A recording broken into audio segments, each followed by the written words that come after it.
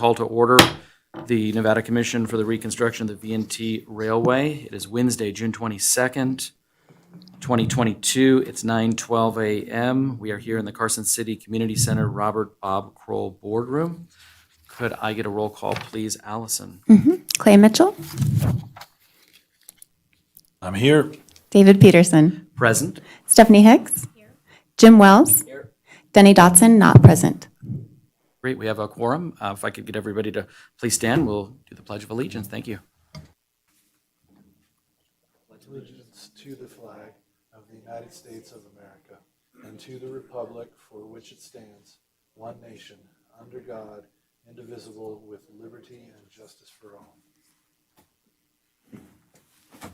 Great, thank you, everybody. We'll move on to agenda item 3, public comment. At this time, the public is invited to comment on and discuss any topic that is relevant to or within the authority of this public body. Do we have any public comment on the phone? We do have one caller, but I believe it is your attendee. Oh, wonderful. Okay, Jennifer, can you hear us? I can hear you. Can you hear me? We can. That's great. Thank you, Jennifer. That's great. Thank you. Thank you. Okay. And I don't All see right. any public Thank comment. you. Yep, thank you, in the room. So we'll go ahead and move on to agenda item 4 for possible action, approval of the minutes for the May 11th, 2022 meeting. And I think there might be some changes on that one. So Allison, We do have a handful. Okay, We had a thank you. transcribing service for this one, so we have a few typos that we need to fix. We do have quite a few, so I'm going to go through these quite quickly. We have them written down as well. So page 6, line 2, the word is train, not drain. Page 6, second to the last line, it's steam, and you'll see that there's a typo there with a number 48 in the middle of steam. Page 7, second to the last line, it's turnips, not turn-ups. Page 13, line 7, lil, L-I-L, not little. Page 14, line 28, maintenance, quote, of way, not away. Page 16, line 3, it's Leah, L-E-A-H, not Lee. Page 16, last paragraph, Virginia City, not Virgin. Page 19, line 9, maintenance of way work, not play work. Page 19, last sentence, that's with an apostrophe S, not that. Page 20, line 16, inspections. You'll notice there's an extra N in inspections on the current document. Page 20, lines 22 and 23, suffix, not Suffolk. Page 22, line 5, costuming, not costine. Page 22, line 29, VNT, not VNT. Page 24, line 9, Leah, L-E-A-H, not Lee. Page 25, line 30, 2022, not 2023. Page 27, line 12, weight, W-E-I-G-H-T, not W-A-I-T. Page 28, line 20, trains, not trainings. Page 29, line 12, Allison, A-L-L-Y-S-O-N, not Alice. Page 29, line 24, keepsake, not keepsafe. Page 29, line 38, writers, not writers. So there's R-I-D-E-R-S, not W-R-I-T-E-R-S. Page 30, line 1, Vinny with a V, not Benny. Page 30, line 4, track, not truck. Page 30, line 5, Vinny with a V, not Benny with a B. Page 30, lines 14 through 16, Fair Harbor. The correct spelling of harbor is F-A-R-E, not F-A-I-R. Page 31, line 6, brute, B-R-U-T-E, not root. Page 31, line 12, street, not S-T. Page 32, sixth line from the bottom, 32nd, spelling out second, S-E-C-O-N-D, not 3-2 with an N-D. Page 33, line 3, the spelling of Colo is K-O-L-O. Page 33, line 20, needing, not meeting. And then page 36, line 21, Linehan, not Lehman.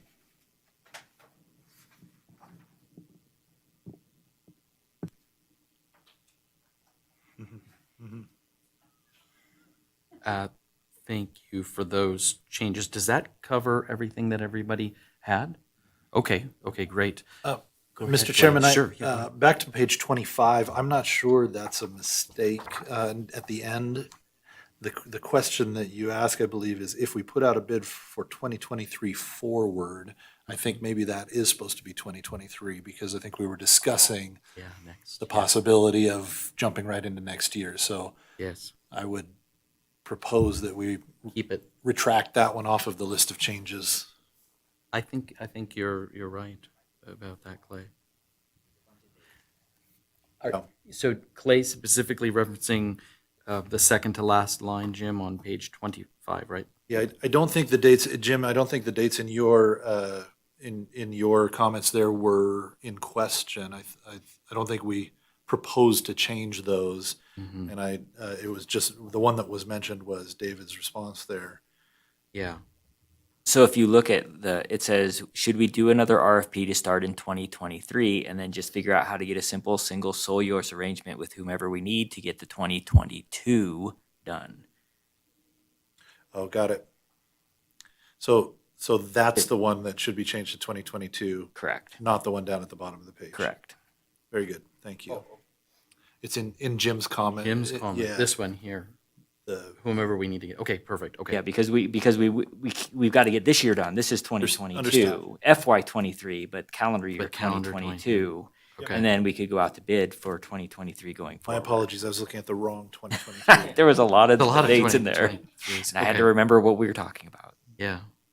Okay, great. All right. So we'll fix the one under Jim. We leave the one under my comment then. Okay. Any further edits or anything? If not, I'd be happy to entertain a motion with all the changes that were nicely walked through by Allison. Go ahead, Stephanie. Thank you. I move to approve the minutes of May 11th, 2022 with the corrections as noted on the record. Thank you, Stephanie, for that motion. Do I have a second? Oh, go ahead. Okay, Jim, second. We have a motion and a second. Any further discussion? Seeing none, all those in favor, please say aye. Aye. Aye. Any opposed? Motion carries unanimously. Thank you, everybody, for those changes. With that, we'll go ahead and move on to agenda item 5 for possible action. Approval of the minutes of the May 25th, 2022 budget hearing. And I think the only change we need on this one is just to remove treasurer in front of Denny Dotson was absent, unless I missed. Okay, great. So seeing no other recommended changes, if I could get a motion on these minutes, I would appreciate it. Go ahead, Jim. I'd move to approve the minutes for the May 25th, 2022 budget hearing with the one noted change. Thank you for that motion, Jim. Do I have a second? I'll second that motion. Thank you, Clay. We have a motion and a second. Any further discussion? I'm seeing none. All those in favor, please say aye. Aye. Aye. Any opposed? Great. Motion carries unanimously. All right. Thank you, everybody, on the minutes. With that, we'll go ahead and move on to item number 6 for possible action. Discussion and possible action regarding approval of the V&T Statement of Accounts Payable Checks paid May 1st through the 31st, 2022. Jim, I'll go ahead and turn this over to you. Yeah, I don't have a whole lot for here. This is just our normal check runs from May, for the month of May. The only thing I will say that is missing from expense is the credit card discount fees, because I just got the bank statements yesterday, so I will be working on the revenues next few weeks. Thank you, Jim. Any questions on the checks payable for May? Seeing none, if I could get a motion on this item. Go ahead, Stephanie. I move to approve the payable checks for May 1st through 31st, 2022. Thank you for that motion, Stephanie. Do I have a second? I'll second that motion. Thank you, Clay. We have a motion and a second. Any further discussion? Seeing none, all those in favor say aye. Aye. Aye. Any opposed? Motion carries unanimously. Thank you very much, Jim. We'll go ahead and move on to item 7 for possible action. Discussion and possible action regarding the approval of the adjusted V&T fiscal 21-22 budget report, period ending May 31st, 2022. Jim, do you want to comment on this one? it just is kind of the similar comments. Again, we have not added the ticketing revenue for the regular season trains that started on Mother's Day weekend. We will add those. We also, on the revenue side, have not added the check that came in, or the ACH that came in from Mr. Street regarding the Draco property. So that 20-some thousand dollars in May has also not been recorded yet. I think other than that, the expenses are pretty much aligned with what I've approved. Okay, great. Any questions on the budget through May? Okay, if I could get a motion? Yeah, this is Clay. I'll move to approve the budget report for May of 2022. Thank you, Clay, for that motion. Could I get a second? I second. Thank you, Stephanie. We have a motion and a second. Any further discussion? Seeing none, all those in favor say aye. Aye. Aye. Any opposed? Great, motion carries unanimously. Thank you very much. Okay, we're going to move on to agenda item 8. Jennifer, are you with us? I am. Oh, perfect. Okay. So we'll go ahead and move on to item 8 for possible action. Consideration and possible approval of the transfers within the V&T Railway Commission fiscal 21-22 budget pursuant to NRS 354.598005. Transfers are between various operating expense line item accounts in the amount of $165,000. These transfers will have a net adjustment in the total expenses of $0 in the fiscal 22 budget. So Jennifer, I'm going to turn this one over to you to walk us through it, please. Okay, good morning. Jennifer McCain, Story County Comptroller for your record. What we have here are transfers within specific line item accounts to make your budget whole in the groupings that we provide taxation with your budget. These expense line items that either the actuals were higher than budgeted, or in the example of casual labor, nothing was budgeted. So to give you some specifics, we will be transferring from advertising and promotion $65,000 into casual labor for Polar Express. We will be transferring also from advertising and promotion $23,000, which would go into your repairs at $9,800, utilities at $10,600. We're also going to be transferring out of dues and subscriptions $14,000, your special event expenses $14,000, and capital outlay $49,000. These will be distributed between your special event Polar Express and operating supplies for Polar Express. These transfers total $165,000 and will not change your total net expenses because we're using unused budgeted funds. I'm happy to answer any questions that you might have. Thank you, Jennifer, for walking us through that. One thing that we want to make sure we have enough left in is the advertising and promotion. And I'm going to let Allison jump in really quick because I think we might have to make a small adjustment just based on what we know the spend for June is going to be. Correct. So I'm talking right now with our ad buyer to determine how much is left to bill for our ad buy. Because we do have some campaigns that ran in May also that are running through the end of June. We've got billboards, TV, as well as digital displays. Don't quote me on the penny, but I do believe that we have around $19,627 left to bill on general advertising through the end of the fiscal. And so, 19,000, how much? 627. She's diligently trying to add up numbers right now, so that's the raw estimate for both May and June. Okay, that definitely does cause a little bit of an issue.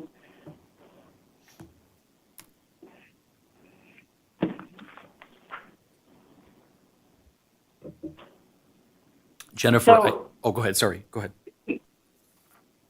We have, without knowing that, I would have to definitely redo some of these numbers, but I do see on a quick, your professional services, unless you have money, you can tell me how much you have planned to spend out of there in June.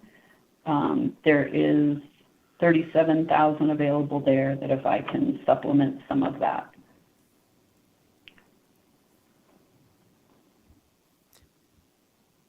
Jennifer, are you looking at 5307000? Is that the line item you were referring to?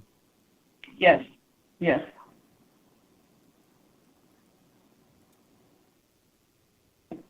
Would we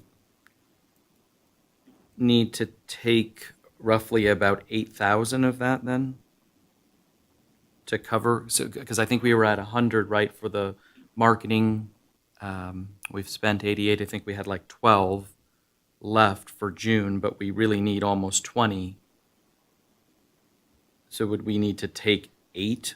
So I would need, yes, I would want to lower the advertising promotion, the 23,000 at a 53601. Okay. If we lowered that To 15.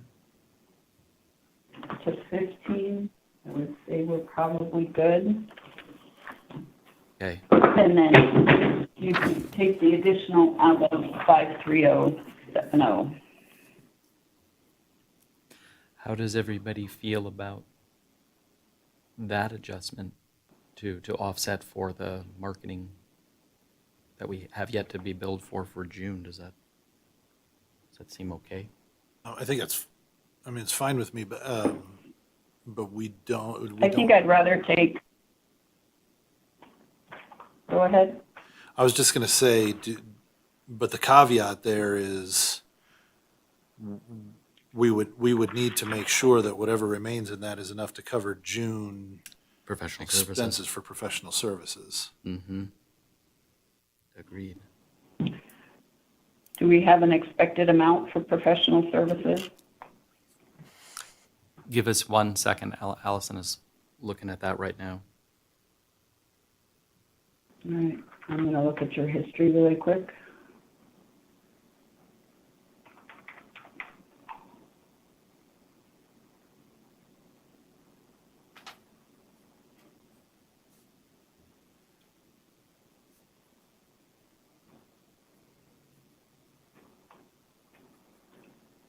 Okay, so far in June, we actually have brought that balance down to 28,000. Allison Bolton for the record. Looking at our professional services currently, our current hours are, we're actually relatively lower than average. So we are right now around 4,000. We do have another week and a half in trains this weekend. So I would anticipate,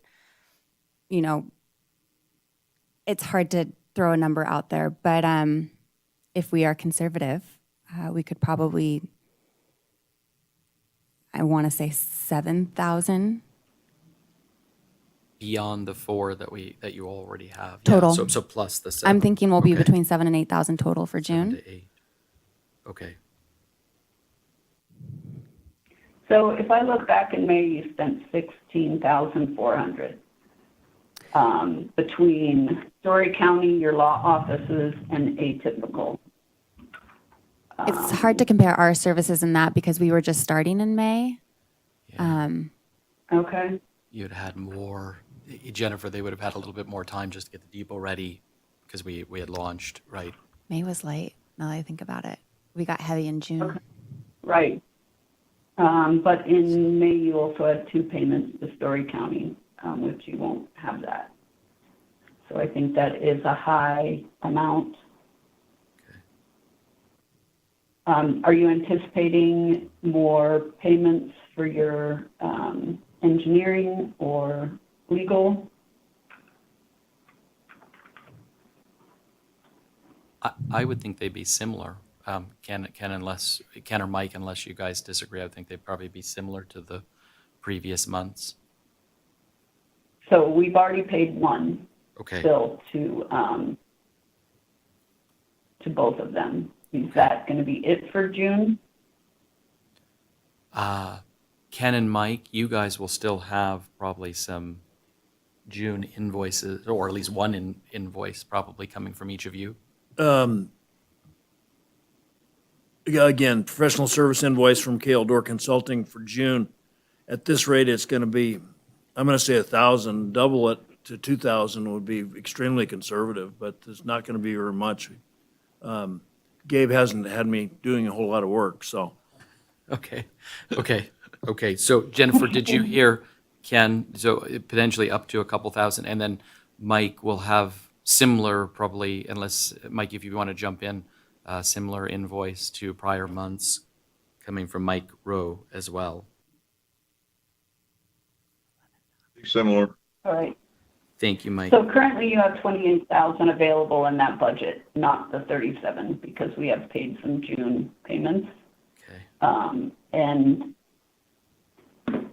if we take everybody's conservative, we're up to about 14 possibly. So if we leave 16 in there, I'm comfortable with that, which gives us 12,000 we can move, Okay. We're only talking about moving 8. transfer. Yeah, and then Jennifer, would we just move the 8, just to get us the difference of almost 20 for the spend versus what's left? Would we just have to move 8, or would we move the whole 12?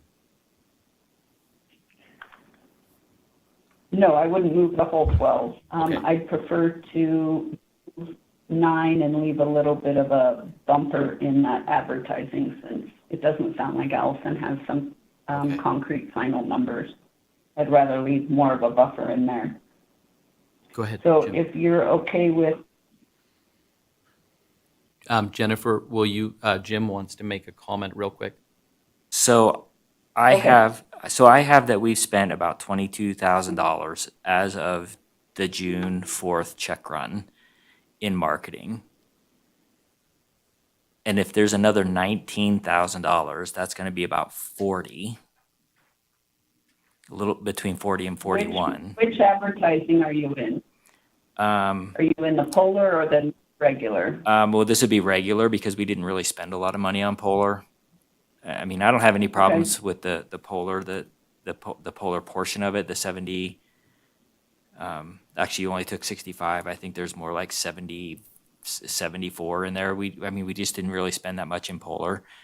But in the regular one, that $40,000 budget's pretty much going to be exhausted.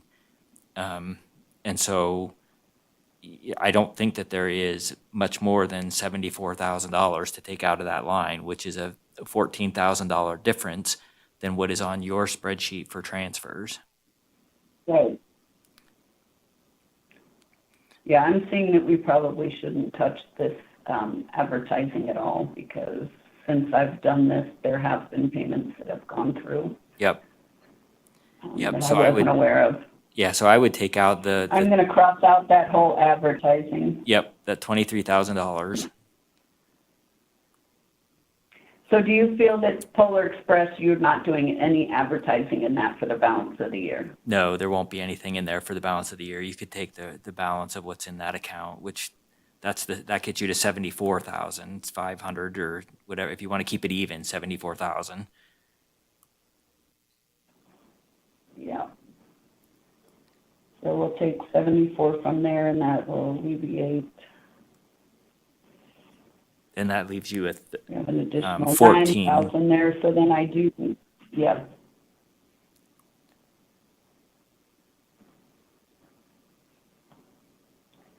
And if we take 14 out of your professional services, that leaves you with approximately 14 in there. That's cutting it pretty close. That's cutting it a little close. From what you're telling me, what you're doing. So here would be my recommendation, which is actually on the next line item, is to add money to the augmentations, because we've got significantly more in the property sales, or whatever we call that, GL, than the 85,000 that we're adding to it. And I would be a little bit more comfortable increasing the augmentation than shorting us on the budget transfer. Yeah, that does make, yep, I agree. Okay.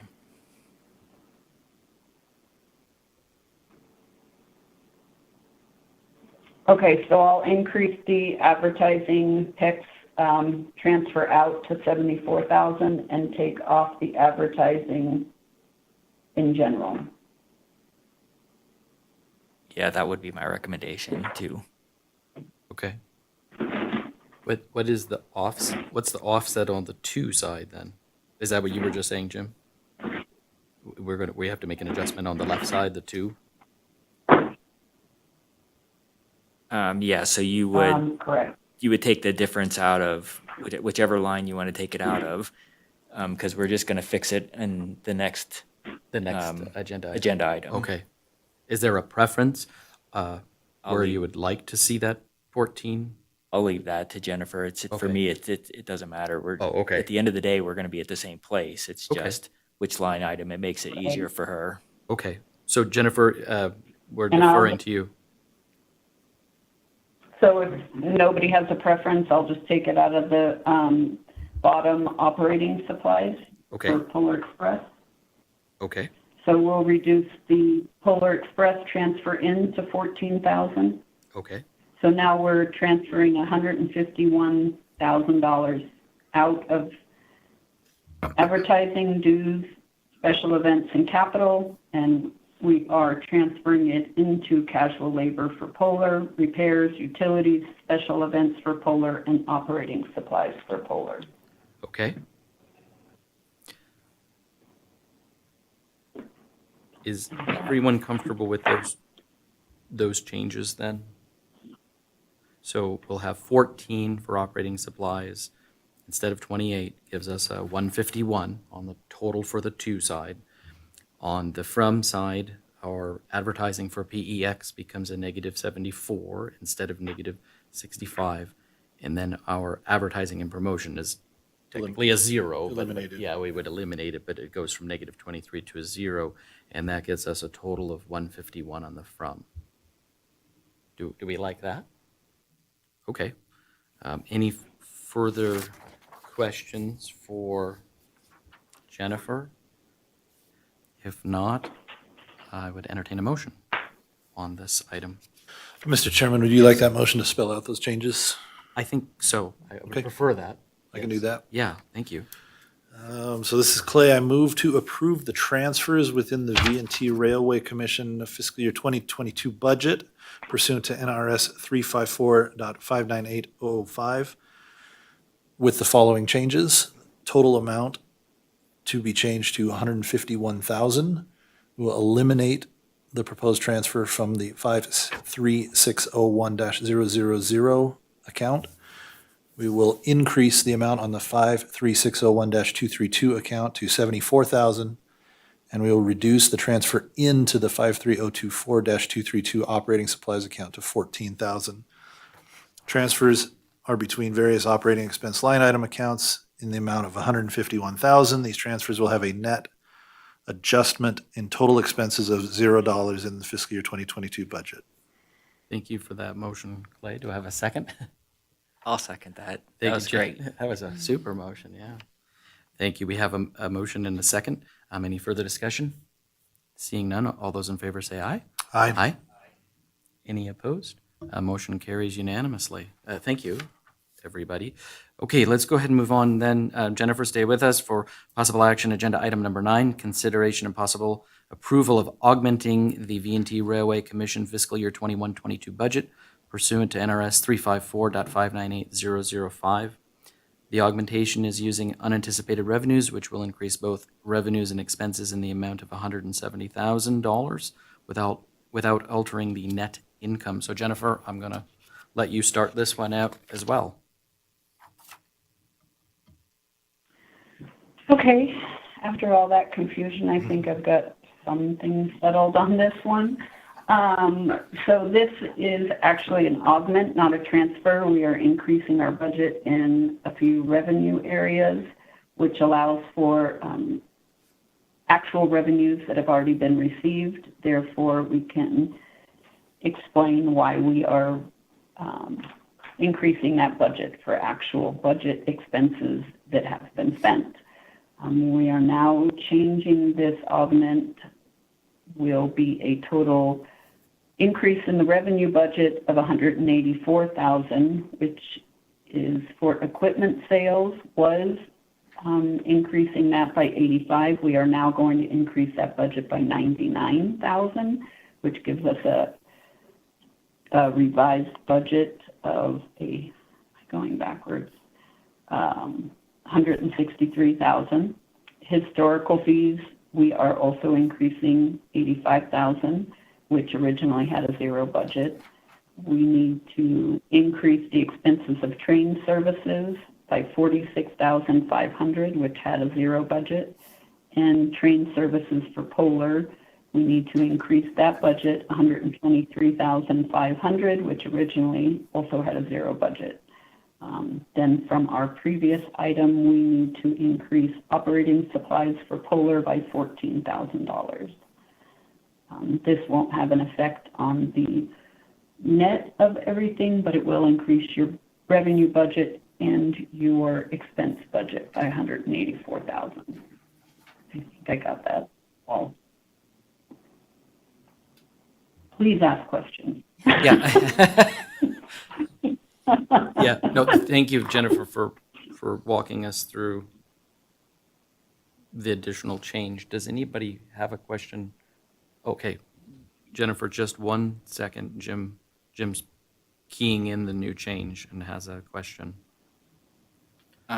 Okay. So my first question, or my first comment maybe, on the budget summary page where it shows all the Schedule F1, where it shows the increases and decreases to the budget.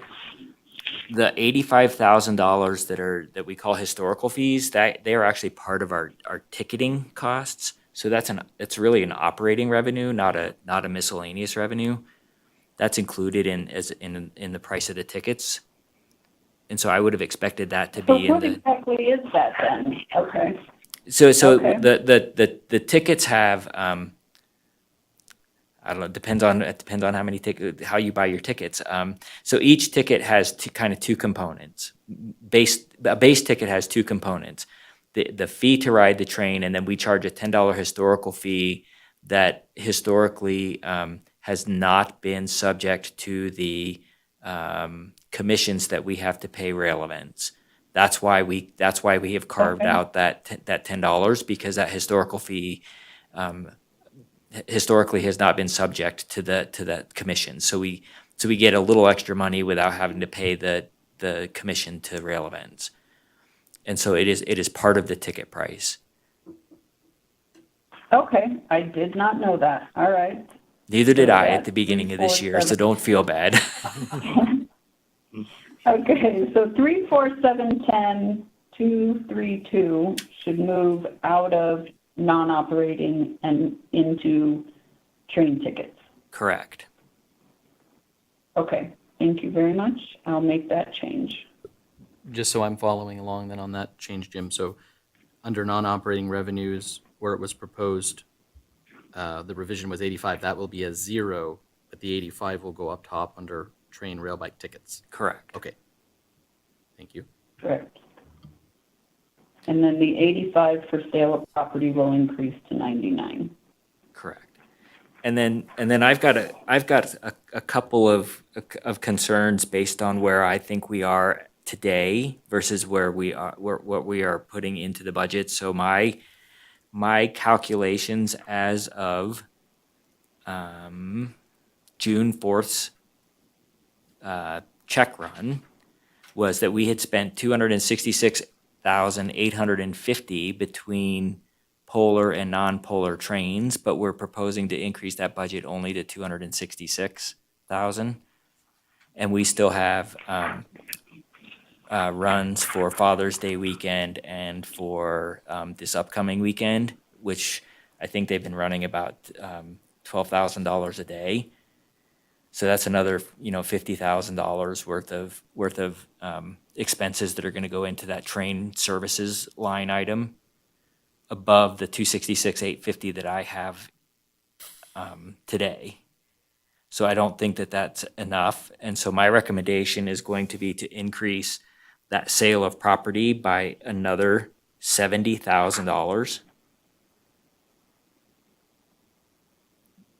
And then we would put 50,000 of that into the train line item, 4,000 of it into the Polar Express miscellaneous line item, which I have expenses of 364,500, I think it is. And then the supplies and services line item, I have that we are already at 78,400. And that does not include the credit card discount fees for the tickets that we've been selling for the current train season. And so that would be another increase to the services and supplies line item. So I would recommend putting another 16,000 in that line item. You have how much in operating supplies? In the supplies and services line item, I have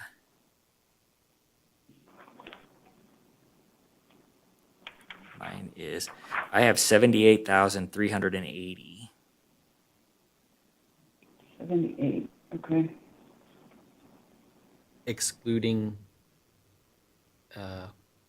that's through June 4th, you said, Jim? Through the June Through the June 4th 4th check run. run. Okay. Yeah, not necessarily through June 4th expenses, but through the checks that Check we have run. issued as of June 4th. Probably May expenses only, yeah.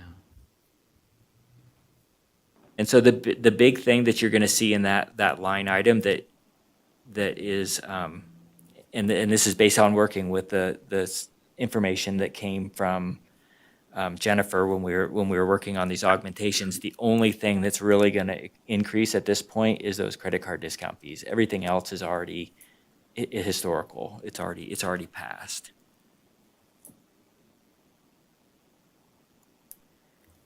But given the fact And that how much do you want to put there?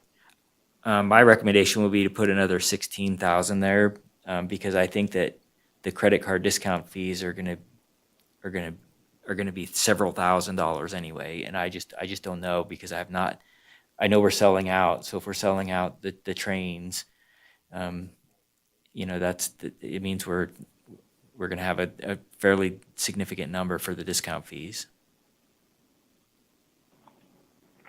Yeah, I Okay. would agree, Jim. And you haven't done those for April and May yet, correct? No, I just got the bank statements yesterday, so my goal is Right. to have those done in a couple weeks.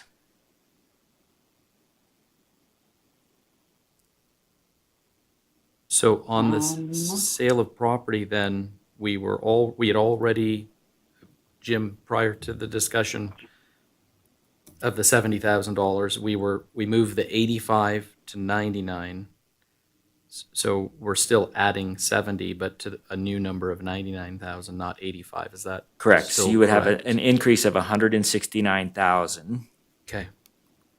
with a new budget of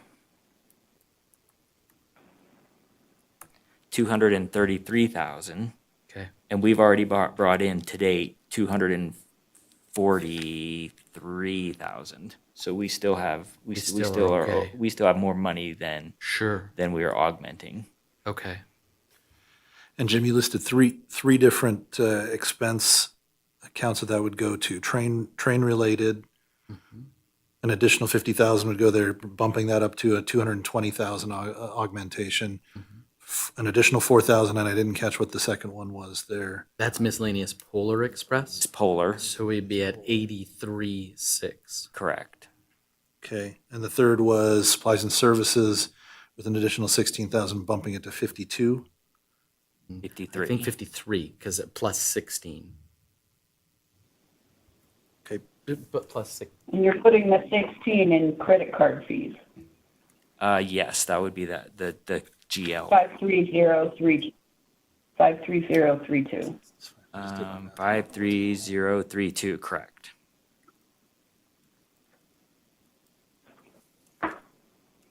And 53016 is getting an additional 50,000. Correct. That's the trains.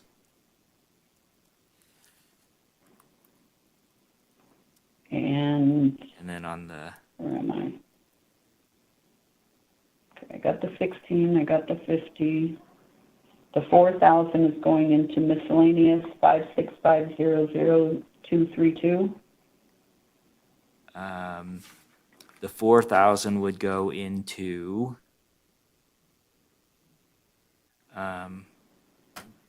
Just to make it easy, I would put it into, where's that line? Can we put it into operating supplies, 53024-232? Yeah, that's fine. So change That's- that from 14. Yep, that's where I would put it. 53024-232. So that gives us the additional 70,000. Correct. Okay. And I hope that gets us through June. My fingers are Yeah. crossed. Mine too. Okay. So Jennifer, do you feel Okay. good, but before somebody attempts to make a lovely motion with what we just discussed? Or are you comfortable? Is that working out on your end?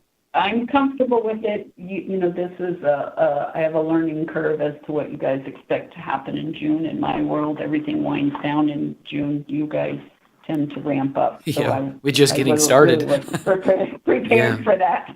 Yeah. Yeah. Yep. Yeah, it's tough splitting the fiscal years here. All right. Does someone want to? Well, any further discussion, at least as far as what we discussed? If somebody wants to try to put a motion out there acknowledging the changes, I think, to the different line items and maybe the totals. Was that you raising your hand? I don't have it pulled together in a way that makes sense. Jim, do you want to give this a shot, Jim? Okay, we'll just give you a second to.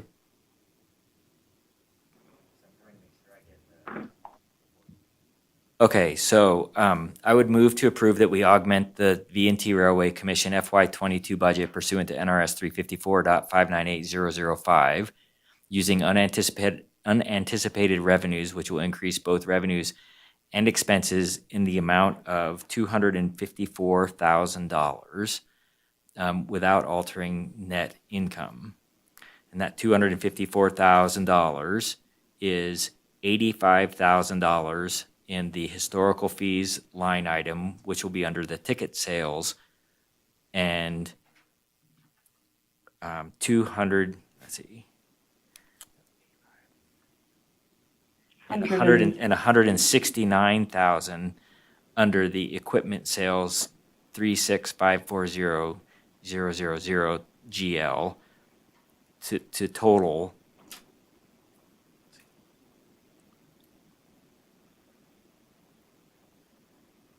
lost my 254,000. On the expense side, there'll be $14,000 added to the operating supplies Polar Express 53024-232, plus another $16,000 for a total of $30,000 in the Polar Express operating supplies line item, increasing that 79,600 to 95,600.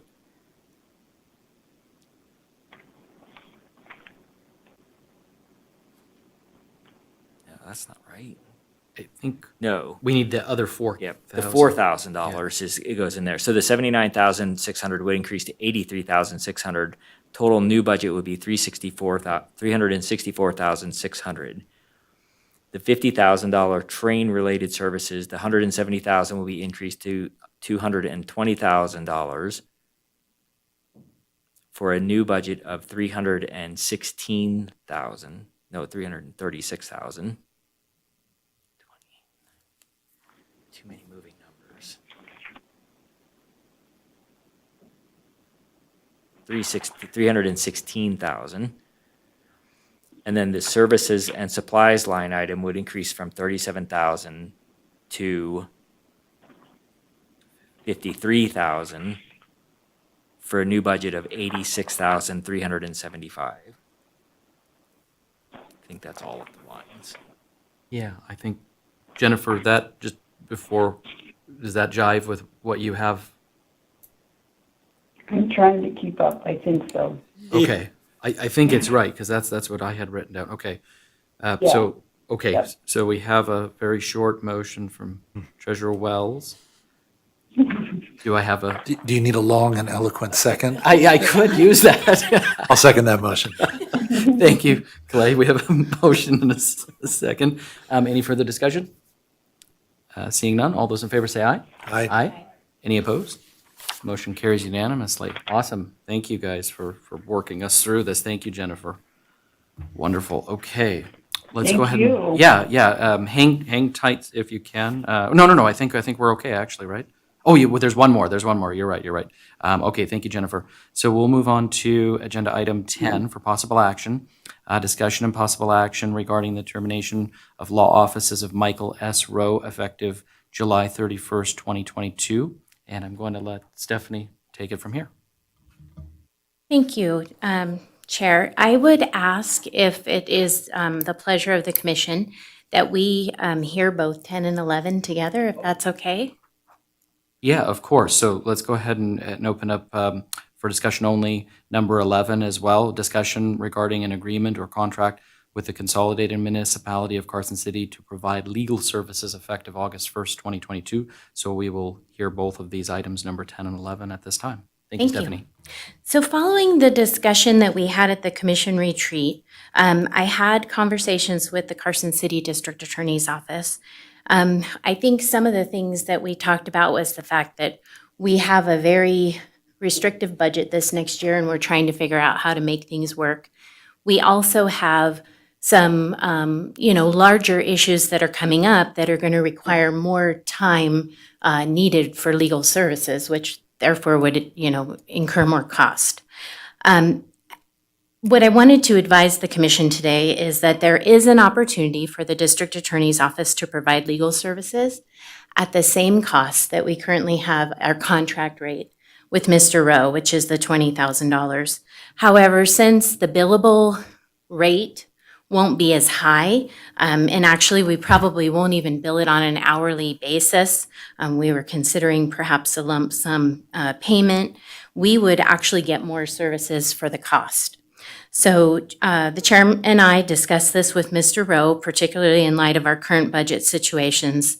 And we're very appreciative for him hearing us out and also providing the letter to us that we presented in the commission packet. One of the things that we wanted to be really clear about is while he provided us the letter of termination pursuant to the contract, the chair and I aren't authorized to make that determination. The commission needs to decide if that's the direction that we should go.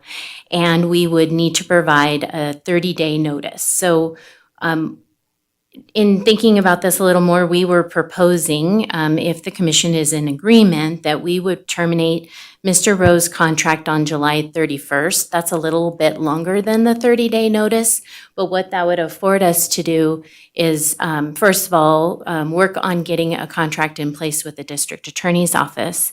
And then secondly, the other thing that I was contemplating was I do have some bandwidth right now in the executive office with our staff. We have an intern this summer, and we would be able to work with Mr. Rowe's office on getting copies of the records for the V&T Railway Commission. What I would propose is we could pick up a couple boxes at a time, if that's agreeable to Mr. Rowe, and we could actually scan them and create electronic files and return the originals to him. That way we could have an electronic file for the commission, and I'd also be more than glad to provide an electronic copy to Mr. Rowe as well. We just wanted to bring all of this for consideration to the board. I think the two things that we would need to do is, if in agreement, then we would, at this point, look to terminate the services of Mr. Rowe, which, I just want to go on the record that I know that he has been part of this commission for a really long time. We appreciate everything that he has done. And in discussing it with him, he had indicated to us that he likely would not have extended his contract. We have one more year on there. He likely would not have extended his contract after that date. And I bring it forward to you at this time and in advance of the actual termination of his contract, just because we really do have this opportunity where the DA's office is willing to take this on for us. And in light of our budget, I think it's a good direction for us to go. So with that, I'm available if there's any additional questions. Do my peers have any questions for Stephanie? And if Mike, please, if there's anything you would like to say, I would echo what Stephanie said. I mean, you've been an amazing individual to support this commission for probably 30 years, I think, 25, maybe 30 years. So I'm very grateful for the work that you have done on behalf of the V&T Railway Commission. But please, Mike, if you want to say anything or if there are any questions that anybody has. Okay, I don't see any. So obviously for 10, I would need a motion from someone to move forward under number 10, if somebody is so inclined to make one.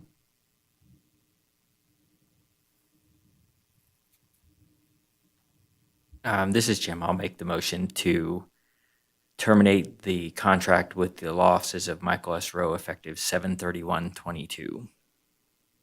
Okay, Jim, thank you for that motion. Do I have a second? I'll second that motion. Thank you, Clay. So we have a motion and a second. Any further discussion? Oh, yes, go ahead, Jim. Yeah, I just want to express my thanks to Mr. Rowe as well. I think that, he has been an integral part of this commission for a very long time, and I do really appreciate that. I also appreciate Ms. Hicks working with the DA's office to get this even better, lower cost than I would have originally expected from the DA's office. So I do appreciate that work as well. Well said, Jim. Yeah, thank you, Stephanie, very much. And thank you to the DA's office as well for considering taking this task on. So we have a motion and a second. Any further discussion? Yeah, Mr. Chairman, I'll just also add my thanks to Mr. Rowe for being some of the glue that has held this commission together. And frankly, if I had to work with this motley crew, I probably wouldn't want to renew my contract either. So, going forward, it's probably not going to get any easier. So, but we as we've discussed many times before, we're kind of in some ways an orphan commission where we're not provided for some of the basics that we need to survive and function, and so really having to look at how everything is structured and how we can maximize the revenue that we do have and make sure that we can continue being a going concern. So appreciative of everyone's flexibility actually, and looking at going forward. How do we try to get the best outcome and make sure that it works for everybody. So thank you for the good work that's been put in. Thank you, Clay. All right. We have the motion from Jim. We have a second. All those in favor say aye. Aye. Any opposed? Motion carries unanimously. All right. Thank you, everybody. And thank you again, Mike. So we'll go ahead and move on to agenda item 12 for discussion only. Discussion regarding the reconciliation of accounts payable due to Story County.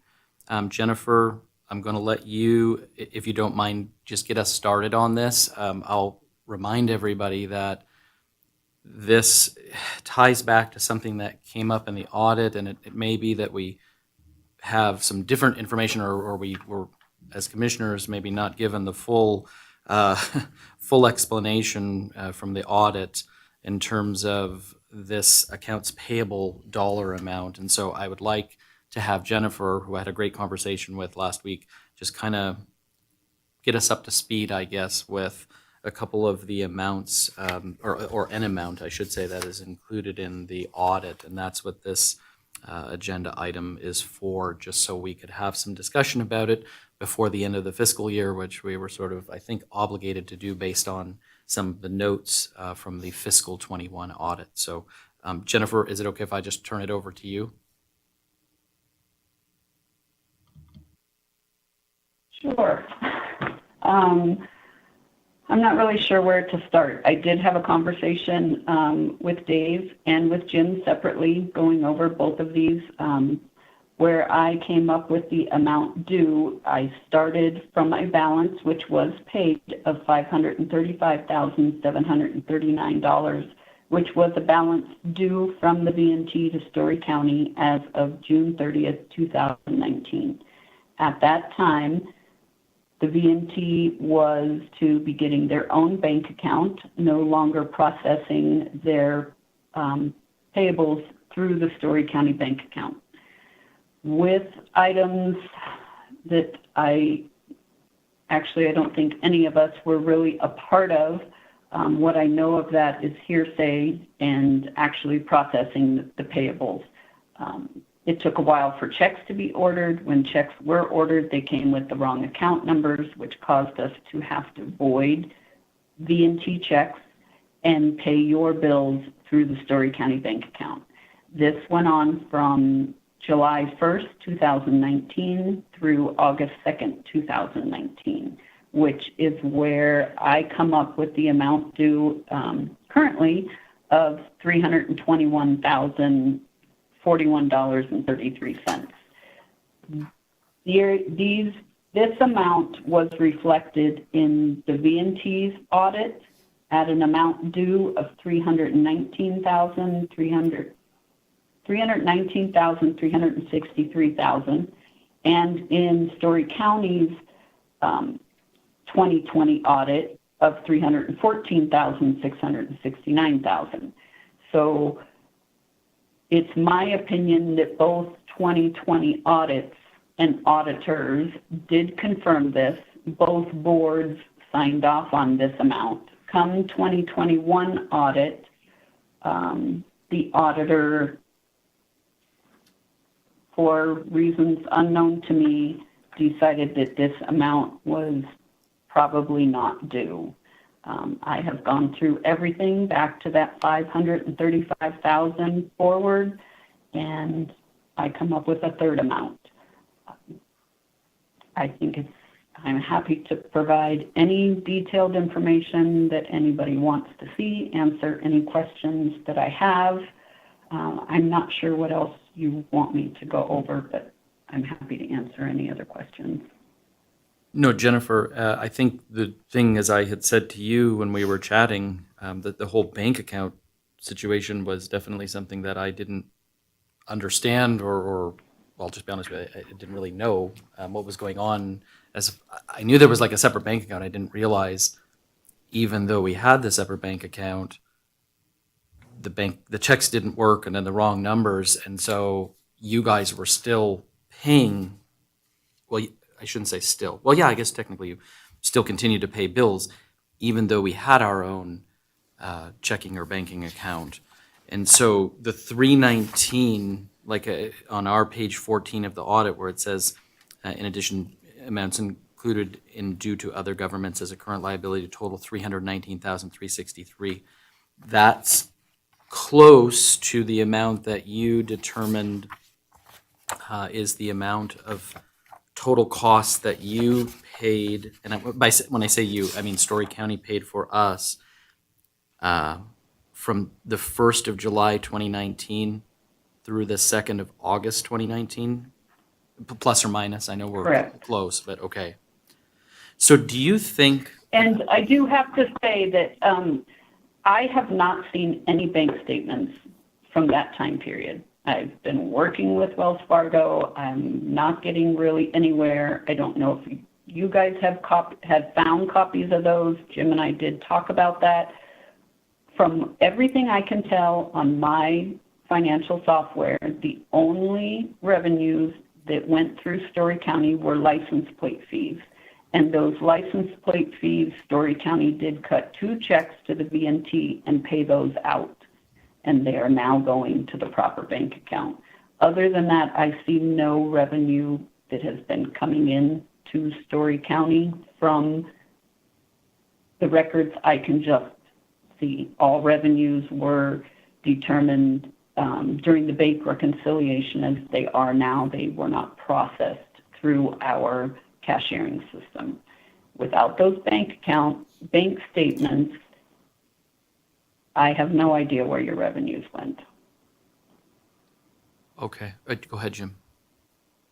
So I think that is where, and I don't know that it's necessarily the auditors that questioned the payable. I think it was more me that questioned the payable based on the fact that we would have been expending money, but we would also have been bringing in money during that same time period. So if we've got these expenses, well, where did the revenue go? And we're still missing that piece because until we see the bank statements, we don't know that the revenue from the ticket sales, and that would have been, this is 2019. That is a full summer season and a full polar before the pandemic. So this is a lot of money that would have been coming into the commission's bank account. And that was my premise behind questioning the 320. It wasn't that we necessarily didn't owe the 320 or didn't need to pay it, but where was the offsetting revenues going? And for us to be able to say, yes, the revenue, we collected the revenues, we owe this money back to Story County for things that they paid. I'm good with that. I think if we can find the bank statements or get the bank statements from Wells Fargo that show that the revenue came in, and frankly, even if they didn't, I think at this point, we do owe the $320,000 to Story County, and we need to pay it back. That being said, I still want to see where the revenues went. I think it's a good point that brings me to that you are collecting the revenues in your own bank account, because that $535,000 that was due June 2019 wasn't paid until May 2020 when the excess revenues were there in the bank account. So I think your bank account was building at some point, but that excess $535,000 did not reflect $300,000 worth of bills that you had. So you wouldn't have possibly been able to pay that at that time, from what I remember. Does that make sense? So continuing on that process brings me to the point I've been making for months now, that it is almost becoming apparent that the commission is running at a deficit, and a significant one. And we are living off of one-time revenues for property sales from the Draco note that is getting us through, that is not going to be there in a year. And we've got another $65,000 a year or so that coming from Carson City that's not going to be there. And I don't know where the money is going to come from to keep this commission paying the bills. Because if we pay the $320,000 from our bank account today, it will leave us about $200,000 in cash, which is not enough to pay for the other line item that's on there, which relates to the $250,000 for the freight depot in Story County that was part of one of the operating agreements between the two organizations at some point in the past. And so we still have to deal with that too. And I think that exact problem is what got us here today, because if the V&T had the $320,000 at the time we were writing those checks, this would have all been taken care of back in 2020. Hence, saying, okay, we'll let it ride until you have some money. No one saw what was going to happen the past 2 years, of course. My issue with letting it ride now is something needs to be done official, whether it's this meeting or another meeting after we get the bank statements is probably a safer plan. But this amount is owed, and moving forward, we'll set up a payment plan, or by the end of Polar next year, the money should be there, wherever you guys are comfortable with doing that.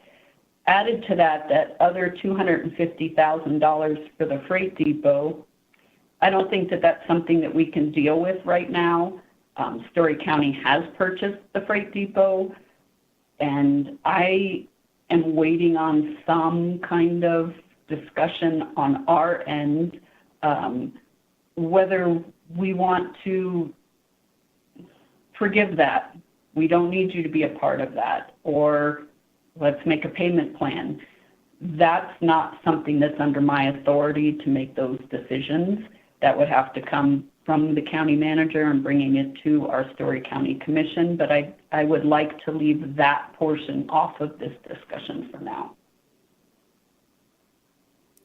And I would concur, and this is a discussion item only, but my preference is to put this as an action item for the next meeting to pay the $320,000 and get it off the books. As of I mean, you're now talking in July, but we can remove it from the books because it will be a post 6:30 transaction that will be for June, and just get that part off the books, and then as Ms. McCain said, we have to us and the Story County Commission are going to have to figure out what to do with the $250,000 because that is, to me, that's a real problem. And if we're going to do it, it's going to have to be on a payment plan. And again, I go back to where's the money going to come from? I mean, we are looking at next year, and I don't know what the revenues are looking like. It sounds like from what we've been seeing that our ridership percentage is higher than we had budgeted, which is a great thing. But is it going to be enough? Jim, I think under that discussion, moving forward, the VNT needs to really take a very close look at what they're paying for and why. I'm in total agreement with Jim, is once these revenues are gone, there's going to be some trouble, and if you don't start planning for it now, there's going to be no coming back from that. Yeah, agreed. Because the Roy Street payments, when they end, they end. We've got, we're going to make the $65K payment. It'll process tomorrow for fiscal 22, and then we have one more $65,000 payment, assuming our transient occupancy tax revenues hold for fiscal 23, and then that annual $65,000 goes away after next fiscal year 23. So you're right, we've got some holes to figure out how to fill. So my question, I agree about bringing this back as an action item to deal with it in July, but in the meantime, I'm still a little confused.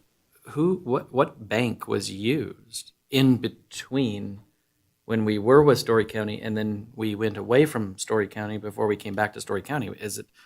It's not the Wells Fargo people, right? Or we don't know? And I'll jump in for My only assumption is it was Wells Fargo. Okay, so we were Because always with Wells of the Fargo? check issue. Okay. No, prior to coming to Story County, you were with Bank of America, if I'm remembering correctly. Oh.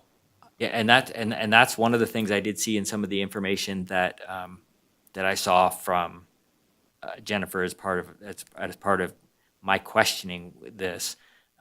There was a closeout of a Bank of America account at some point, and then they would have gotten a new Wells Fargo account, and then from there, they had. I think there was the problem with the checks and the routing number or the account number, and they didn't clear. But my concern and why I ask about the revenues is when you change bank accounts like that, where did the money go? I mean, usually that stuff today is linked directly to our Wells Fargo account. When Fair Harbor processes transactions every day, we get a deposit into our bank account. So if our ticketing system was set up to deposit money into a Bank of America account and then we changed it, did that get changed properly, and did all of that money get credited to us? Because I think and I don't know this either, but I think at some point in this juncture we changed ticketing systems. That's true, yeah. And I do believe, Go ahead, Jennifer, sorry. I do believe that prior to that June 30th, 2019, that $535,000, prior to that, there were revenues that were going into the Story County bank account as we were paying your bills out of the Story County bank account. So things get very murky before that $535,000 is why I used that as my cutoff to start moving forward. Both sides agreed on that amount. The amount was paid, and there was definitely a time where you did not have a bank account. Oh, so if we didn't, so then that is yeah, if we didn't even have a bank account, you're right, then how would where, with the ticketing system, where was the money going in the absence So of? those would have all went into the Story County bank account. Oh, I'm not prepared to dig deeper in prior to June 30th, 2019. okay. The paperwork is limited at best. I do have a recollection that Elaine was keeping books on QuickBooks as well as what we were doing here. That's more time than I have to go back and do that kind of investigative accounting. Sure, To see what happened there. Okay, so I think before the next meeting in July, we should see maybe do we have paper statements in one of the connexes? And if we don't, then we engage Wells Fargo to try and get the statements that start with July of 2019 and go through June of 2020? Because it seems like we're missing the entire fiscal year of 20, right? Yes. Yeah. Go ahead. Yeah, my understanding Yes. is that now that we've changed some of the things on the online banking, I believe that that Story County has access to 2 years worth of bank statements. So every year or every month that you go forward, another month rolls off. So we have June. We can probably access the month of June 2020 for another few days, but the months of July 2019 through May of 2020 are gone, and you're going to have to pay Wells Fargo to do the research and make those statements unless they agree to waive those charges. And that goes into a whole nother discussion that I don't want to get into about changing banks. And then the question, so my question would be, can somebody, since Elaine, is not with the commission anymore, but can somebody call and access and get these statements, or are they going to say Elaine was the one that was on the account during that time? I think as signers, either Jennifer or I should be able to write Wells Fargo and say we need copies of the bank statements for these 11 months. And I think that she's And been I trying to have do been- that. Yeah, I have been talking to Wells Fargo, and I actually only have access to 12 months. Oh, I was on the phone with someone, Raquel, to help on June 14th. We had really bad phone service, made another appointment. For whatever reason, she couldn't make it. And then I had an appointment yesterday that was supposed to be in the afternoon, and the gentleman called in the morning, which is during our commission meeting. So I have since emailed him again to please set up another time. But, I am working on it that way. I really don't understand why I can only see 12 months worth of bank statements. I mean, if I go on my personal bank account, which is not with Wells Fargo, I can see all kinds of bank statements. So as Jim and I discussed, we're a business. Why are we limited to the amount of bank statements we have? When a personal account, you can see a lot more. I would push in that direction before we pay for getting these bank statements. But, it's all going to come down to what Wells Fargo decides they want to do. They kind of hold you captive in this kind of a situation. so Jennifer, do we just, if I heard you correctly, you kind of want to stay the course, hopefully get in touch with these folks and see if they're going to be able to provide us with those statements back to July of 19. And if that doesn't work, then we go in a direction where we have to purchase, I guess, paper copies or something of the statements. Is that Right. okay? Yes, and I think if you guys have a possibility where things might be, it would be helpful to look. Yeah, I can. The only place they might be, I'm looking at Allison, Ken, and Gabe here in the Maybe the blue Connex, maybe, yeah, or, So when we cleaned out the office itself, we don't recall seeing any bank statements in there. We can go and check again. It was a year ago, just to double check, do our due diligence on that role. There is a refrigeration truck that also has a lot of documents in it. However, it has been quite saturated with the local, how do I say it? It needs a professional to go in and clean it out before any of us would be able to touch those documents if they are still touchable, to be quite frank. The files, the digital files that we were given, we kind of had to, at one point in time, I tried to organize it and I ended up just making a bucket that says Allison on, and then we have access to before Allison, but it's, here's from Elaine's computer, V&T commission. It's kind of folders within folders within folders. And so I can do a deep dive to see if I can find them within the folders. But, doing a quick search of Wells Fargo, I'm only getting the things that we have saved since we started. We can do that. We can keep looking. We can look at, I know I've gone out with Gabe before to the refrigeration truck to just peek in there to see if it looks like there's anything that says bank, but it would definitely take a little bit of legwork on our end to do that. do we Do you want, still have, was everything given to you in binders?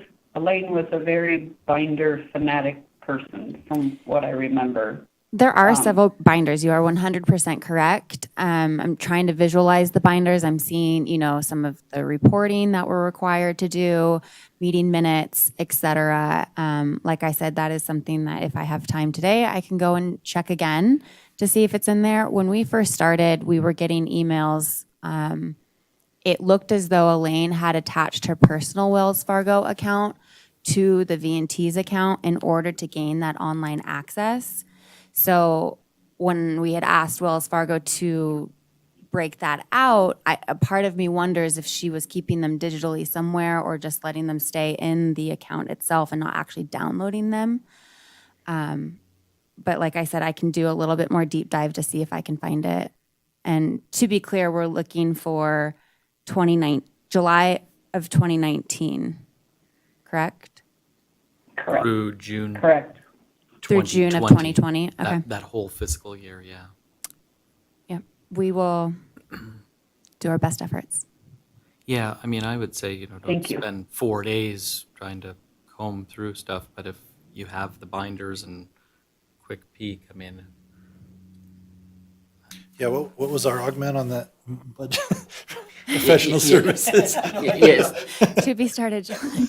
So I don't know they have an hourly fee at Wells Fargo too, but the difference is that they should be able to quickly access it as opposed to spending a lot of time doing it. I wouldn't spend, a lot of time if we can't find it and just pay. It's what you get. It's what you get for having a commission that doesn't have permanent staff or a permanent location for housing records. And I will tell you that when I've been reconciling every month, I reconcile to the bank statement. So I know that what we've done in fiscal year 22 matches the bank activity. so I would say check the binders. We don't do the deep dive in the refrigeration truck.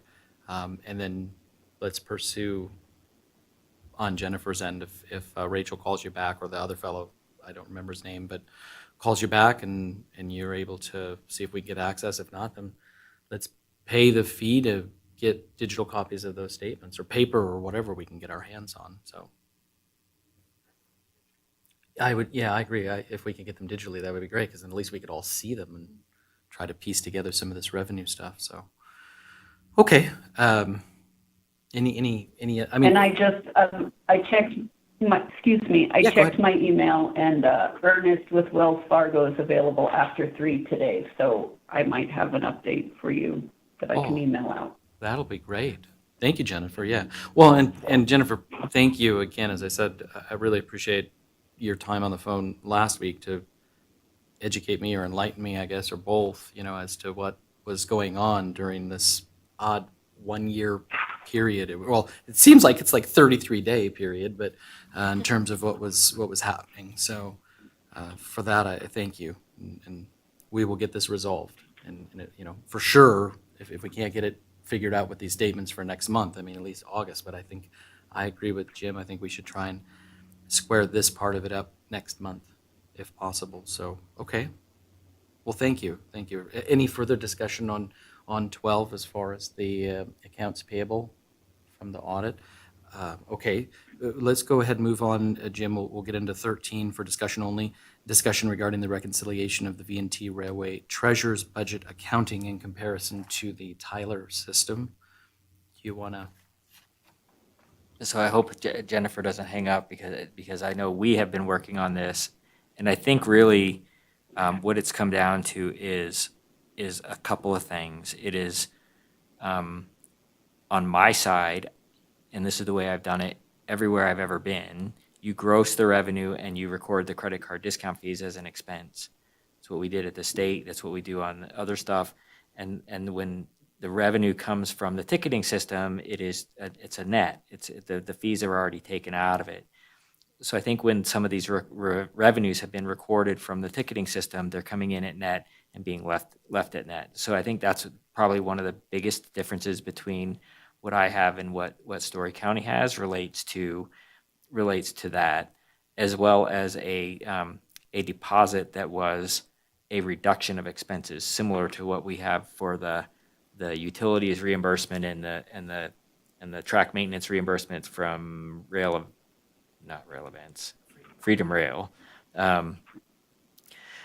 That's another one that will be a reduction of expenses, not an increase in revenues. So there was a deposit that was made from Carla Wilson. That was a reimbursement that we had paid her too much for salaries or for the labor for the Polar Express, and it was put into as a deposit. So I think once those get done, and I think that there's a difference between who does the revenues in Story County versus, it's not a normal check run. It's not an expense. You have to do it as a journal entry. And so I think that, the recording of the expenses is for the credit card fees is what's missing. And Jennifer's aware of those, and we will have some more of those when we reconcile April, May, and June.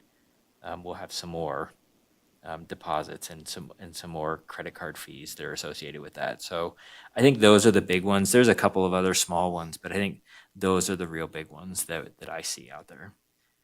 So is the plan to just do like I don't know if that's the right term, but a bulk JV entry to move this? Or Jennifer, is that? That's a Jennifer question. Okay, is that how we are going to kind of handle things, Jennifer, is just JV the money around when we get this all Yes, I shored think up? that's probably the best. Okay, Yeah, when Jim can give me some actual numbers, then we can just go ahead and do a journal entry and move that money where it should be. and just I kind of, think we've pretty much cleared up the way it was happening, and now it's happening correctly, okay. right? Yeah, I think going forward, because we haven't had any of the discount fees since Polar went off sale in December. So we haven't had any of those. The only revenues that have come through January, February, March have been the license plate revenues, which are pretty easy, and then the payments from Roy Street when he makes them. And so, that's pretty much all that we've had coming in for those 3 months. So the reconciliation of revenues was pretty easy for January, February, March. It's April, May, and June that we're going to be back to what we were doing in the fall. And then, Jim, you mentioned that Freedom Rail did send the check, overnighted the check for their half pursuant to the agreement that we have with them for all the utility costs and the maintenance and the rail bike inspection. So that, once that gets deposited, then that's deposited, okay. Then Jennifer, does your team take and do the offset to all those expenditure GLs that make up that $11,800 or whatever dollars?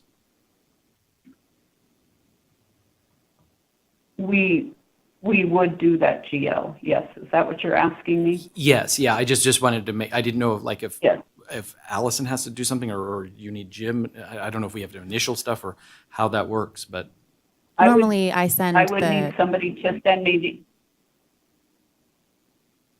go ahead. sorry, Jennifer. Normally, I would send the receipt of the deposit, but based on this conversation today, I just deposited a few days ago. So I haven't sent that. I just wasn't sure, is that something that goes to Dory? Is that something that goes to Lindsay? Do I attach everyone on that? Everyone. Everyone, okay. All the revenues should go to Dory. Should be Because included it's not in technically that. a revenue, and I think that's where I was confused. Yep. so Jennifer. Right, but it is attached to your receipts, your revenues. Oh, because of the So what nature would of it being a happen- deposit. Right, because what happens with that is Dory reconciles all your revenues, all of your deposits. So if she sees a deposit that comes through, but it's all not actually a revenue number, she's the one that's going to need to know that, because that's only done during the bank reconciliation process, because you don't actually deposit money through us. Perfect. I think I see some head nodding, so I think everybody's okay with how we'll handle that. So, okay. Thank you, Jim, for I know you had asked for this to kind of be placed on this agenda just so we could address some of the variances, I guess, in terms of the two sets of numbers. So, does anybody have, Clay or Stephanie, any questions? Are you comfortable with? Go ahead, Stephanie. I don't have any questions. I just wanted to thank both Jim and Jennifer because I think the conversation for this item and the one previous are very helpful in just bringing us all up to speed with where we need to be. So thank you. Yeah, agreed. Huge thanks to both of you. Go ahead, Clay. This is, I'll save it. Not particularly for this item. Okay, great. All right, well, if there's no further discussion on 13, let's go ahead and move on to 14, which is our monthly non-action items, so these are discussion only. With that, we'll go ahead and move on to 14A, the operations report. Allison, take it away. And you're going to put it up on the TV? Okay, great. Thank you.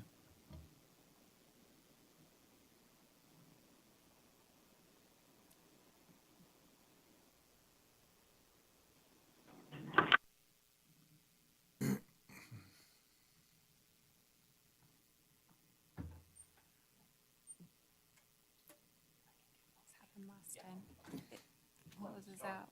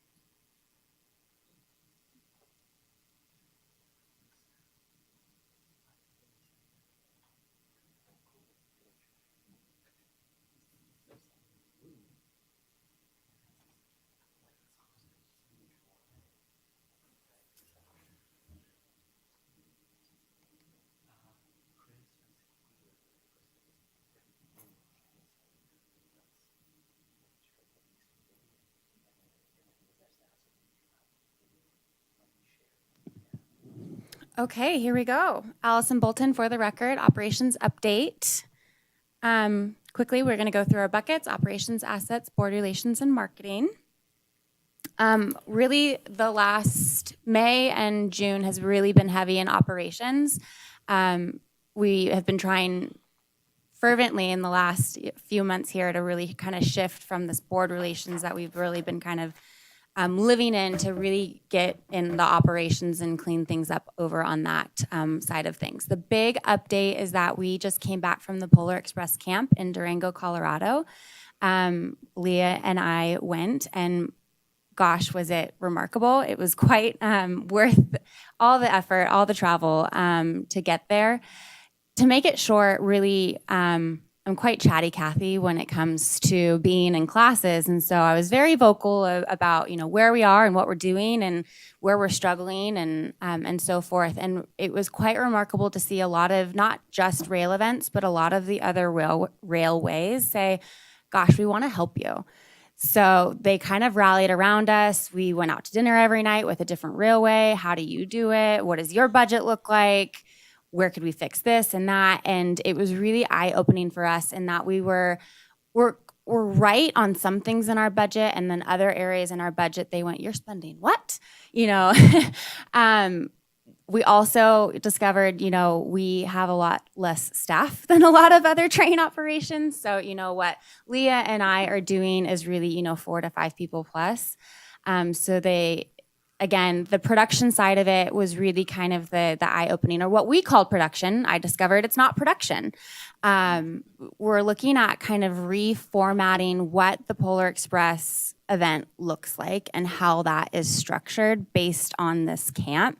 And Rail Events is planning to send out their main production person. So Ed, we're just going to say Ed because I can't pronounce his last name. Riziki. He did come out during the beginning of Polar, and he helped us launch and kind of gave us feedback, etc. But really what Rail Events is saying is we're going to send the main production person that puts on their Polar Expresses. And so we're identifying possibly September for him to come out and sit down with us, look at everything, they provide scripts, they provide sound, he'll get on the cars with us and look at our sound equipment. And Clay, I'm hoping you might be able to come up as well to take a peek at it. No, he can handle that. Okay, great. They were just, there's no reason this can't be a remarkable production. Let's do it. And they were quite impressed with what we've already accomplished and what Leah and I pulled off last Polar Express on not really knowing what we were doing. To make it short, because this is kind of a longer meeting, but just to kind of update you guys, what we're looking at doing is essentially putting it into buckets of front of house manager, which would really kind of be Leah, handling ticketing. We're hoping to identify a ticketing person in addition. So handling ticketing, security, parking, merch, all of those things at the depot itself. Leah and I were kind of dividing and conquering that this last season. So we're looking to bring on, an hourly person to help her at the depot. I would then be what's called a production manager, which is really handling the onboard experience from, once they're in the loading bay forward.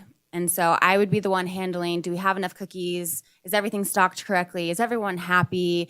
Managing unruly customers, cranky customers, all of those things. And then having a director, which actually the director would only handle, traditionally, would only handle up into the event. And then a stage manager would take over after that, and the director steps away. So did we have a director and a stage manager? Yes, but it was kind of, we were looping things from different buckets in a way that I don't know that we were doing it efficiently and putting a lot of stress on, limited people. So we're looking at dividing this up a little bit more, putting me on board, bringing in a director that then would transition to a stage manager. And we are chatting with Rail Events. They've actually identified a few people that might be interested in that position to come here and do that. But we're, again, looking at the budget and figuring, can we maybe trim that a little bit? Because traditionally speaking, that position is a stipend. It is not hourly.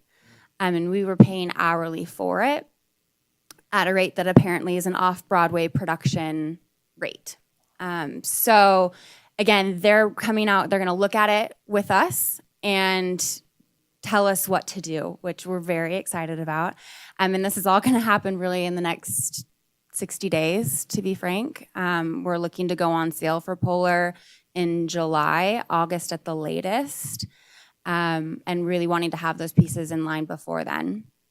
Outside of all of this, we also identified a dance group out of Tahoe that used to be involved with our Polar Express. They kind of handled the acting side of things. They, I believe in 2019, decided to not come back due to some reasons, and they have reached out and they're interested in coming back. and possibly having one of their dance troupe people help manage the cast and crew. So we're kind of jockeying the two kind of scenarios, or maybe putting it together of the dance group out of Tahoe, bringing in a director / stage manager, doing a traditional casting call, et cetera. Again, it was very eye-opening. It was very fruitful, and we're really looking forward to this year's Polar Express. In addition to all of that, some of the other things that we're working on, I'm putting together some group contracts to bring special groups in, working through what does that look like to bring in a group, putting together a more structured policy. Just this last weekend or upcoming weekend, we found out there was a group that was allowed to rent out a whole car for 25 tickets. I said, can't do that. So we're kind of a learn as you go, make the policy as we go, not knowing some of these questions that are going to come up, and say, well, what's our best judgment call for the train's future, right? And so, of course, our response was, sure, you can have the car, it's 70 tickets. And you can do what, you can bring on the alcohol, you can bring your food, that's totally fine, but you have to have your own car and you have to buy that car out just to keep them separated from the rest of the group. So again, just different nuances that we're trying to work through and create some more policies and procedures for the train moving forward. Customer service has really, as soon as we went on sale, it's just gone exponentially. And so I would say on average, we get around 45 to 50 calls a day, about 10 to 12 voicemails of those 40 to 50 phone calls. So a lot of our time is just returning those calls and, answering questions. And are you sure you're sold out this weekend? Yes, I'm sure we're sold out this weekend. Which leads me to the next thing, our numbers. And so with the exception of, I believe we had one run that wasn't sold out, but for the most part, we're selling out. We sold out last weekend. We sold out mostly Mother's Day. One train was a little bit light, and we're looking to be sold out for this next upcoming weekend as well. We are getting phone calls of why we're not running those 3 weeks in July, and we're just, trying to say as best that we can that we're trying something new this year and trying to keep our costs down, and with also allowing everyone to ride the train. We are directing them up to Virginia Truckee when we are not running. And they're usually very thankful for that. I think what we're finding is people call us, they don't realize it's two separate operations, and I say, yeah, the long line's not running, but ride the short line, it's great. We talk about that, and for the most part, people are quite happy. We're still negotiating that third private charter to happen in October, and we're still determining our costs for a toast. I still want to do a toast of the canyon, but just working with Tom to determine the costs for those before I can determine a ticket price for that and then go on sale.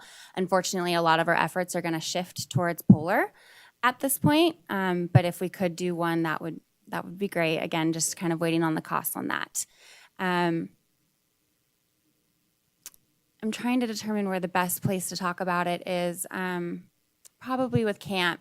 We sat with Jarrett, who's the vice president of rail events, as well as Ed, and we kind of did a brainstorming on sponsorships for the Polar Express and what that could look like, an additional revenue stream. I know I've said it a few times of we need to pursue sponsorships, but what does that look like? What are we allowed to do?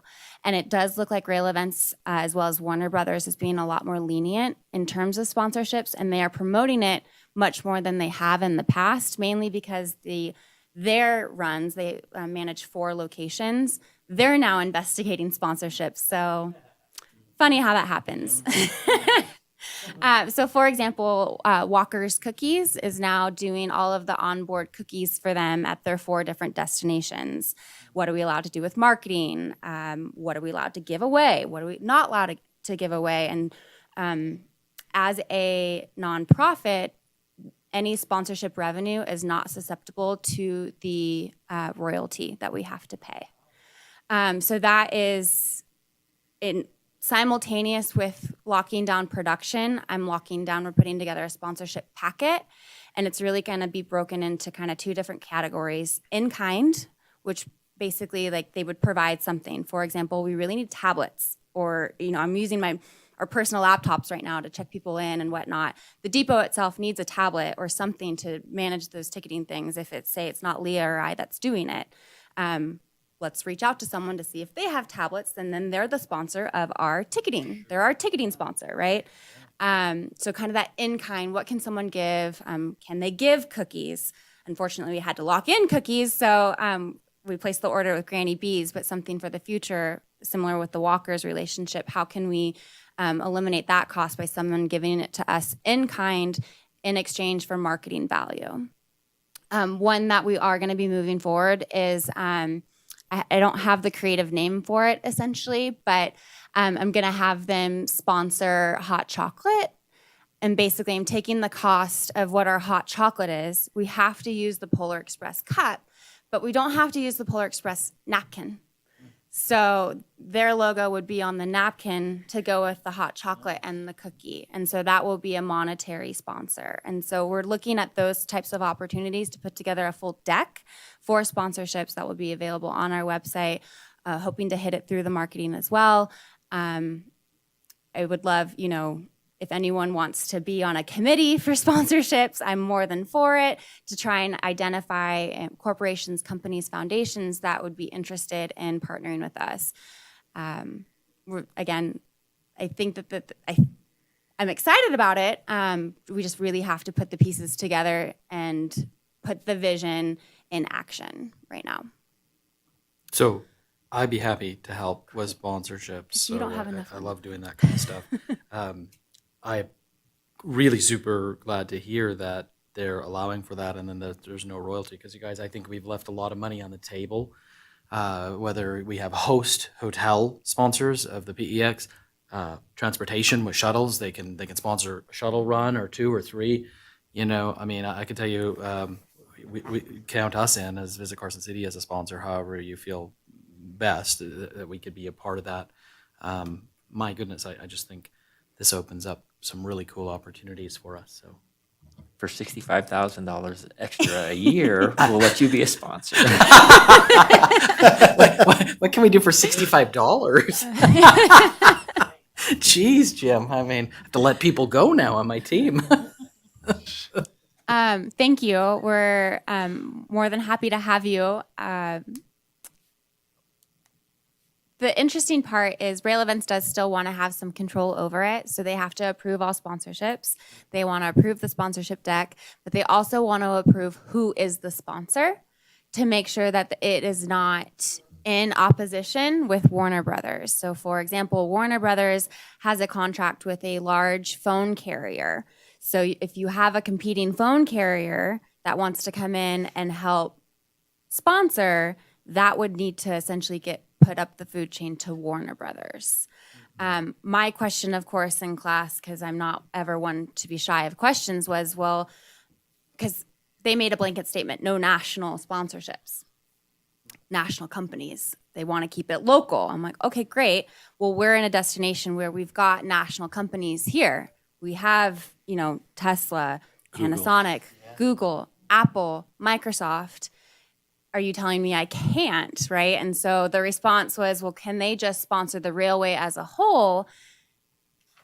My experience with events is no, because people want to be associated with something exciting, something that people are coming to, not just a general branding thing. So, of course, we kind of left it as you get the sponsors and we'll talk about it. So, again, the top 2 priorities really right now is that sponsorship deck, and then the onboard experience for hiring a director. So yeah. This is great. I think we're talking about losing these one-time sources of money. Well, if we could pull some dollars in that help offset our actual expenses, right, that we've been paying cash out the door, this is a really cool, this is great. I'm glad you guys went. I thought are it was just a too, yeah. vacation to Colorado. Right? but I did God, as well. you were working hard. I did as well. I feel like I should go next year, No, thank you. What's fun this is for great. us as event planners is that it's an event in place. We're not recreating a new event. And then we're just able to execute, the money that we're investing into our event and pulling other people on board. I still want to do a large fundraiser 2 weekends ago, we raised $500,000 for another nonprofit. But again, we had to spend a lot of money to make that money. Our expenses for that event, was $100,000. And so to make it the proper environment to raise that money. And so we haven't really pulled the trigger on that because money is the issue. So we're going to invest in Polar on that sponsorship and see if we can get the revenue increased there and then have a little bit more money to play with to then create the large fundraiser where we are bringing in millions of dollars. That is the goal. Okay. Freedom Rail, we received the check for utilities. I just deposited that a few days ago. I believe they're wanting to go on sale. They have not gone on sale as of yesterday, the last time I checked. The plan, I believe, is for them to start this weekend. I've asked to give them a phone call today, which I'll be calling them after this meeting to determine what do they need from us to go. A lot of our calls that we are getting are, when our rail bike's going on sale. So hoping to, at our next meeting, say we're off and running and things are running smoothly. That is another goal. So may I ask that last year, didn't they start quite early?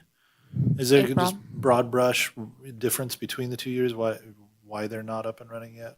Yeah, so can I jump in? Go for it. Oh, that was a loud tink with the plastic.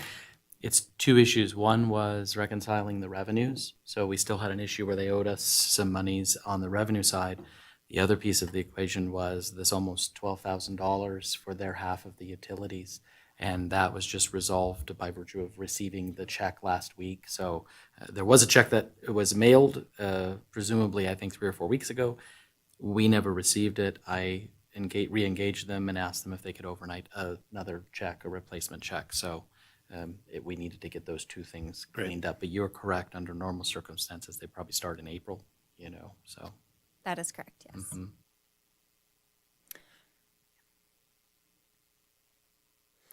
Assets, in full transparency, was light this last month, really just kind of moving more of our operations into the steel building. What we were calling the ticketing building, we're now kind of calling it the office. And so all of the files are in there. Ken coordinated with Manhard to deliver all of those files into the yellow building. And so what we're looking to do with that building is we will run ticketing for Polar Express out of there. General season is going to be out of the steel building. It just makes more sense at this point. But we'll be able to utilize, since we don't have the shop running in there, we're going to take one of the offices and create backstock storage for Polar merch.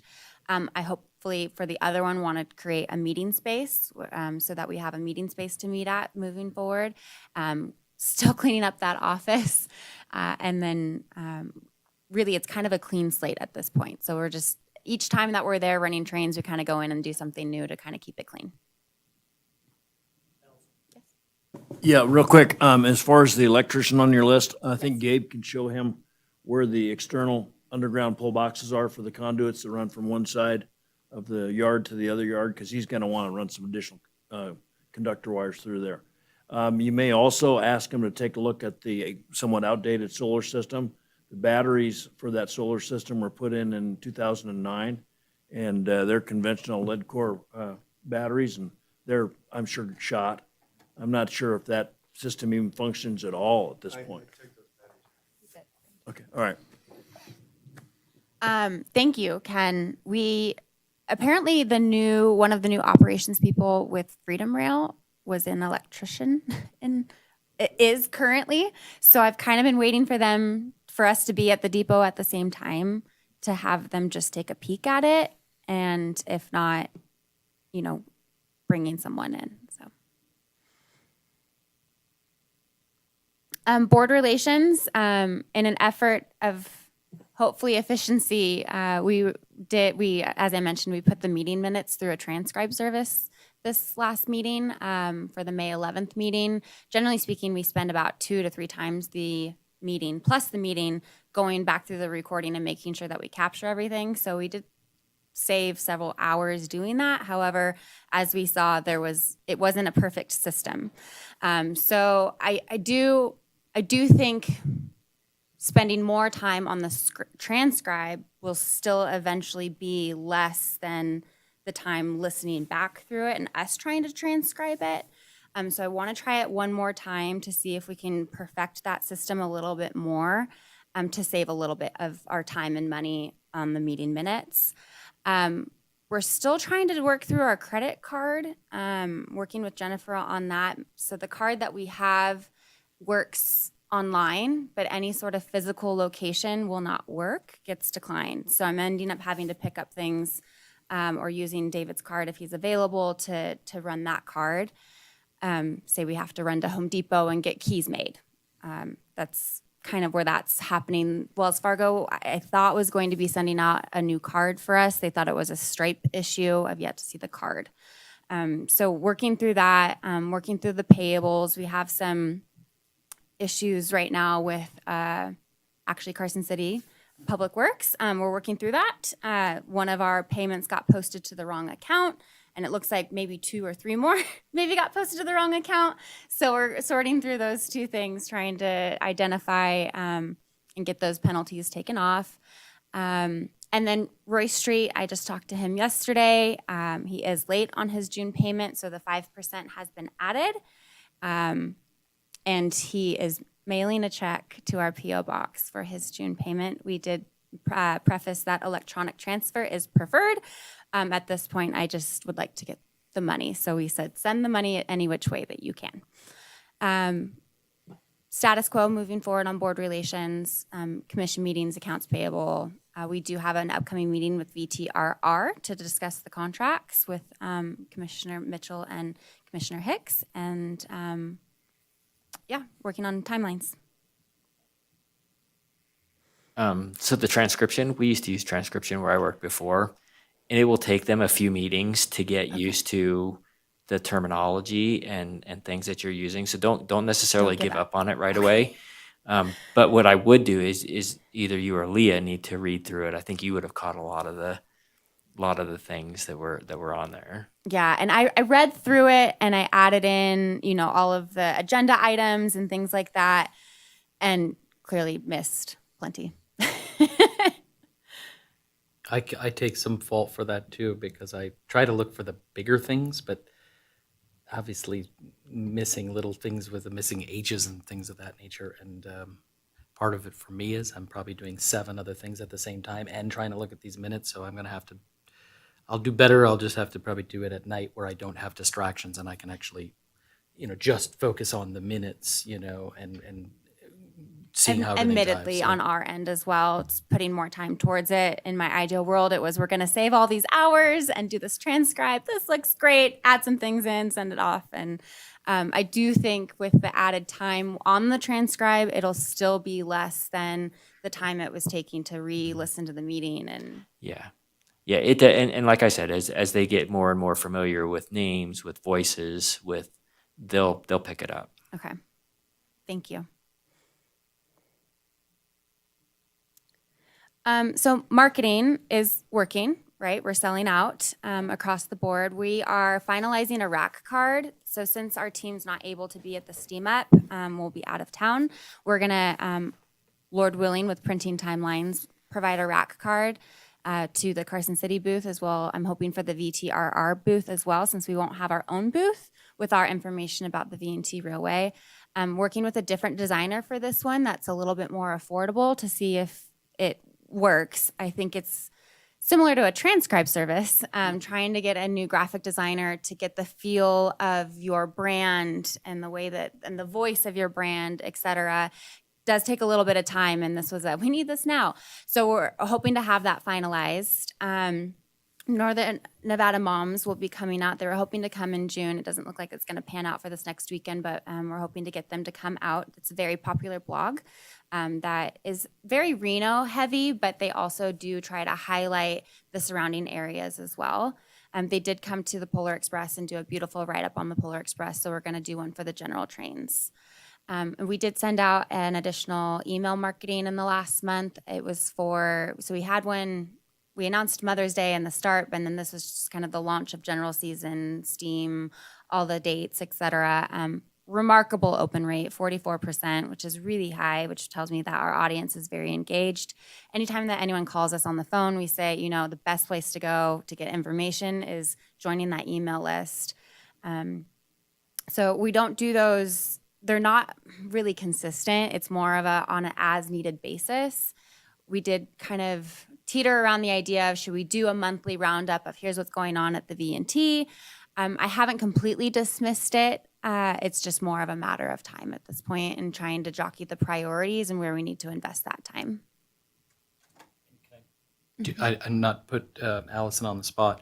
I'm trying to get some verbiage language that we could send something out to our database for the Great Western Steam Up. So I'm going to get something through so we could push something out, because I know we don't have the trains running, but this audience is perfect, perfectly suitable to come and participate, I think, in that July 4th weekend event. So I hope to get you something hopefully today, because our influencer group is in town as of tomorrow. So, and we just had an influencer come in. Her name was Jeeves, was her first name. I don't know her last name. I was chuckling at her name because it's such a unique name. She specifically, and I don't know, she mixed the weekends up, but she actually was coming here for the Great Western Steam Up. But it's not this weekend, it's the following weekend, unfortunately. So anyway, the word is definitely, it's out there to have someone pop up like that out of the blue. So I had Lydia talk to her because she was going a mile a minute about my Instagram, So, you need to talk to Lydia. Does she want to ride the general train, or is she going to do bike? Well, I'll follow up with Lydia and see where they arrived at as far as her timing, because that would be cool to get her on the regular train. I think it'd be awesome. Saturday is sold out, but we do have some space on Sunday, On Sunday. right now. Okay, I'll make a note of that. Thank you. Or we put her on the engine. Oh yeah, there you go. Oh my God, yeah, with the selfies that The these engineer's going to love that. Instagrammers do. I Fearless. mean, yeah. I don't think you can wear swimsuits on the locomotive though. You get all dirty and stuff. But it's crazy, these influencers. So anyway, I will find out I'll find out. I'll let you know. Yeah, just let us know. And yeah, we connected prior to the meeting on the email blast for the Steam Up. Probably have time this weekend to put that out. Sorry, I just had a thought. I mean, as an organization, do we have any sort of direct connection to FAMs and other organized opportunities like that, or do we need to kind of bounce those through from the DMOs? They usually come through, it'll be one of two things. Either as an individual DMO, we'll put a FAM together. We're up at Lake Tahoe, we're down in the Douglas County area. We always try to incorporate, whether it's rail bikes. In fact, that's one of the big things when Allison gets an answer. This particular June FAM group that we have, which we're spending pretty good money on with a company through Locally, is helping us to organize this. But they specifically wanted to ride rail bikes, right? And so we're still fingers crossed that we can make something work.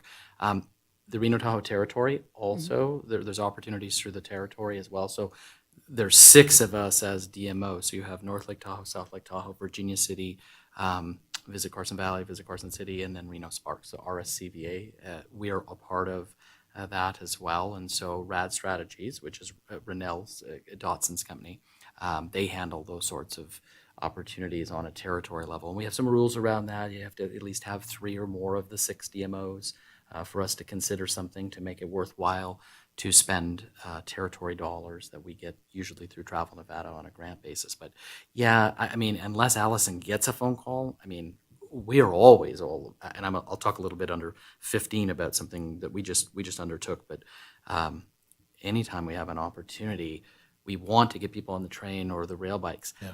The difficulty for us is sometimes it's the transportation piece. I'll just speak for Visit Carson City, but fortunately, thanks to Parks and Rec, we have a shuttle this time, but it's timing. So we can't give up 6 hours where they would ride the train up, be in Virginia City for 3, and then take the train back down. And so we have to figure out either they start here and we have to loop the shuttle up and get them to come back and drive them back down, or we'd have to figure out a way to start in Virginia City, ride the train down to Carson City, and then loop the shuttle back down to the depot. And so that's been a little bit more difficult from a timing perspective, because if there's one thing I know, like on fam tours, this stuff is like by the minute.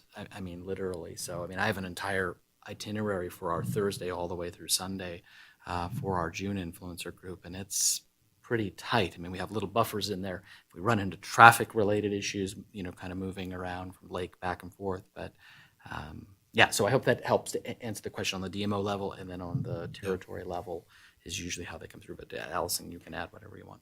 I echo everything that you said. It's similar that what we experience. So in terms of FAMs, yes, we're very close communication with RAD Strategies, which handles RTT, and then also visit Virginia City, all the relative DMOs.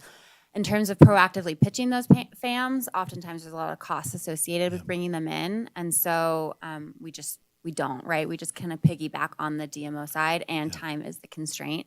One thing that Leah and I did discuss doing for this year, though, is we have a lot of the VIP mugs that we are not, from years prior, that we're not allowed to sell and we're not allowed to give away on the train itself. So we're actually putting little packets together with like hot cocoa and a ticket for the media train to some of the local influencers to see if they'll come. So as opposed to sending an email of like, join us, it's going to be an actual hand-delivered mug with some hot cocoa and then the golden ticket in there for them to come. So that's one way that we're trying to garner our local media.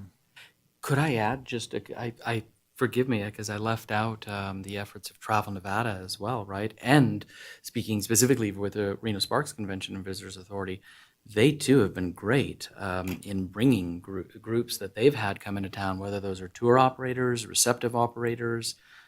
They've been wonderful. I know because of the timing, it's generally been rail bikes. We've had the groups from Mexico come out, and other countries in the past, pre-pandemic, of course. But I do think there's an opportunity. I've talked with Brenda, who runs Department of Tourism and Cultural Affairs. If they get back up and running with some of the sales-related groups, so tour operators or receptive operators, and they're bringing them in, to Northern Nevada, I think that there's a way. I know we can't do the full 6 hours, but even if they get a shuttle or something, I think we can put our heads together. We could at least get these folks on the train to go one way. It doesn't matter which way, quite frankly, because I think it's a cool experience either way. So I think as they're coming back with their international offices and adding them back, as they have done over the past probably 6 to 9 months, we'll start to see these groups coming in, and I think there's an opportunity for sure on the sales side, but hopefully on the PR side too. So travel writers or influencers, right? And I was in Mexico on behalf of the Reno Tahoe territory a couple months back, and then follow up on the rail bikes. There are no rail bikes in all of Mexico. They thought it was the coolest thing ever. But you know what I was getting the most questions about?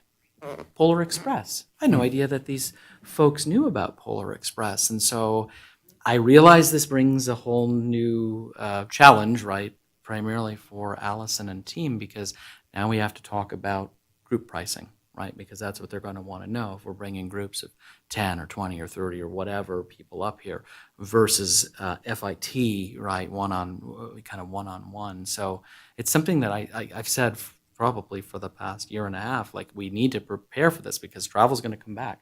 These groups are going to be coming back. And I know like Leah up there at VCTC up in Virginia City, I know they're working on some meetings, incentives, conventions, exhibitions, the MICE side of things as well. Well, that's an opportunity for us if people want to do these corporate style events or bring their team out and ride the train, So again, I think we have some great opportunity, and we just need to properly position ourselves to be able to take those types of calls. And I think, as Allison alluded to earlier, I think we need some policy development around how are we going to handle, these folks, because you get the ones that, I want the whole train, I want the whole car, or I just need 20 seats, but they want a car to themselves to be able to kind of cater in and bring their own food and beverage. And so we need to probably create some policies around how we want to handle those sorts of things, but great opportunity. Yeah, well, and I would just challenge us to think, given the time commitment that the actual train ride is, to maybe look a little more creatively. And I mean, I'm thinking and again, the shuttle piece keeps coming up. I'll just point that out. Not to pat myself on the back or anything, being ahead of the curve a little bit, but yeah. But if we think a little more creatively, I mean, for example, shuttling a bunch of people up to American Flat as the train is coming out of the tunnel and watching it work around as a herd of horses is walking down through there. I mean, that's an indelible impression of the train experience that takes a much shorter time. And of course, we can deadhead down too as well. I mean, first thing in the morning is if the train's coming down, that's a great, if it's coming down anyway, throw them on it and they get to ride on down. And at the depot, easy to go on to something else. But just thinking of more creative ways to expose to what the experience of the product is without necessarily having to do the whole train ride. That's a great idea about the morning, and we can even do something at night when the train's going back up on Sunday too, if we're able to tie in. I know that's a timing thing, as you said, right, based on when we have the different groups here. That's a great idea. I love the morning idea too. So yeah, maybe at a time when there's not a lot of other things happening yet. It's Yeah. fairly early morning to get started. Doesn't take a lot of brain power from people. They can still be kind of waking up and getting going while they just ride Get their on down. mimosa on, Just ride yeah. on down. yeah, okay. No, I like that idea. Great. No, thank Okay. you. Thank you. Facebook and the next one's going to be Instagram. I'm still working on merging the two in terms of account ownership. We're a steady increase, not a crazy increase in followers. So the percentages here, the 5% is going to be over in comparison to the month prior. Nothing groundbreaking, but consistent. Same thing with Instagram. I did share our story, so we did share a lot of stories while we were in Durango, getting excited for the Polar Express, et cetera. And so those have been where we see most of our engagement, and with a gradual increase there as well. So we do have the media buy that's running. I believe we're closing out, so I'm working on the next media buy for the next fiscal. So this would kind of close us out through the end of this fiscal. And so this is just the May numbers. And so we do have our billboards or our posters up because they're a little bit smaller than a billboard. Those are still rotating. So there's the various locations there. They're rotating through the Reno market with around 1 million impressions. And then we are currently running on TV. So this comes from our media buyer. And so we did ultimately have 93 spots run over a 2-week period. Just a reminder, we ran with the 5-second and the 10-second ads due to the political window and the availability of being able to get actual space. And so, for example, a 30-second spot in Jeopardy costs $250. But we ran 10-second spots leading into the program and after the news for only $65. And so just trying to work within our budget and our constraints. And so I think it says, 880,000 impressions on our TV campaign.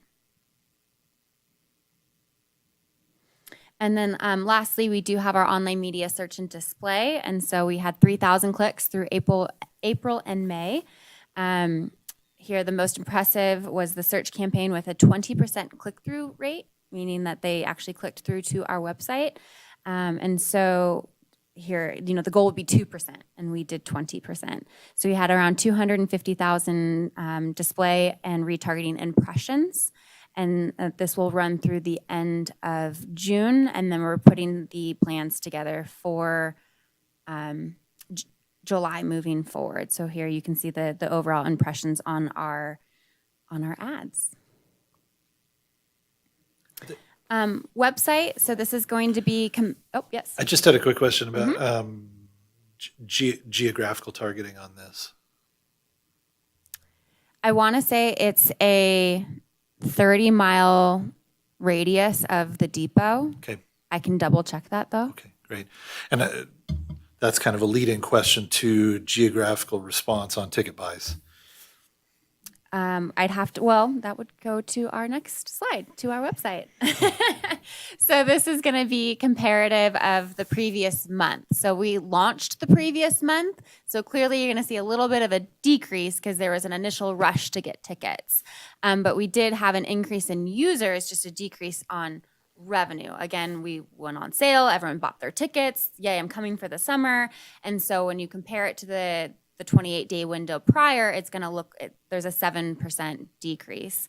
And so in terms of our top channels, the referral there, which is the green, and you could sometimes argue that the direct is going to be also in relation to the advertising. So someone sees the poster vtrailway.com and they put that in and it goes direct to that.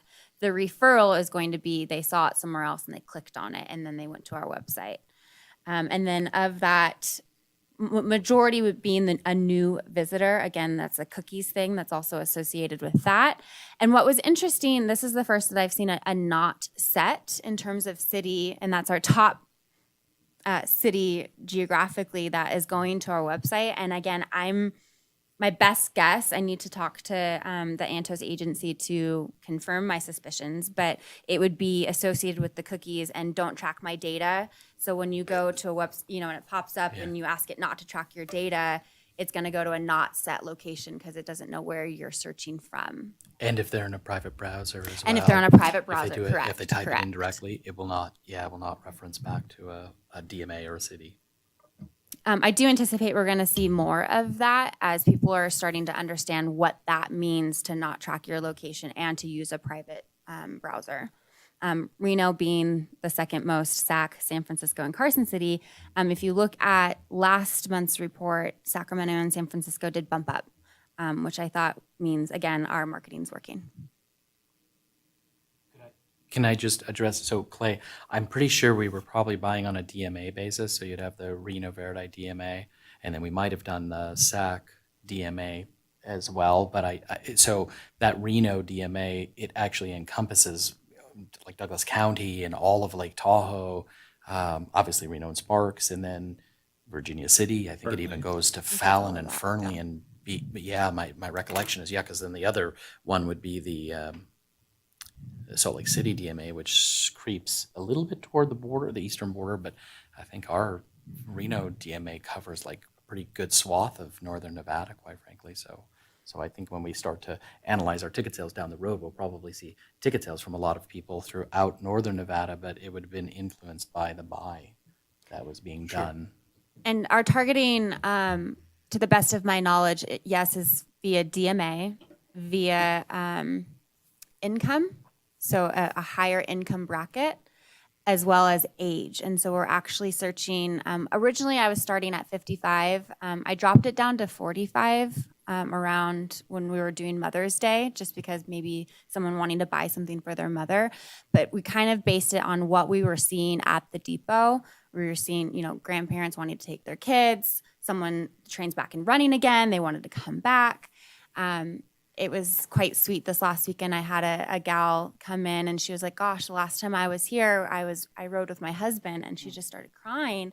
And she goes, he's now passed away, and I am just so happy to be here and experience this again and remember him. And now I'm crying, right? But I'm not again, crying, it's you're kind of crying. the stories that we're seeing at the depot is how we mirrored the marketing. High affluency, older demographic, somewhat within a driving distance.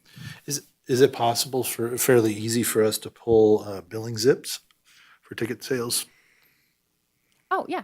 Yeah. and just kind of aggregate those and see what kind of patterns we find? 100%. Yeah. Because that, I think, is another touch point as far as where the purchases are actually happening. And mostly what I'm interested in is local versus distance. Who's driving a little further, are So there let's hot add spots? I know that are- Leah's on the line right now, so I'm going to just say this out loud. Let's add a slide that pulls demographics from our ticketing behaviors and just have a slide on, we can have it on DMA, trying to Zip would probably be the best way to Yeah. run that, yeah. Yeah, or from your Google Analytics, you could pull a slide specifically from a ticket purchase page or a ticket confirmation page and see what that tells us about, not browsers, but buyers. But buyers, yeah, Yeah. 100%. And we can even add, a line. Right now, our ticketing update is really just, here's all of the tickets we sold in June, right? But we can break that down. This is how many adults, this is how many children, to see a little bit more of the behaviors. We can definitely add that, Leah. Is she hearing us? Can she hear us? She's on the Oh, line. Oh, good, okay. Yeah. Leah's Okay. working remotely for about 3 weeks. Lucky her. Lucky. And then I would say, let's take this as a first step, and then I think we start to do some concentric radius, within 50 miles, 100 miles, 150, Yep. 200 miles, 250.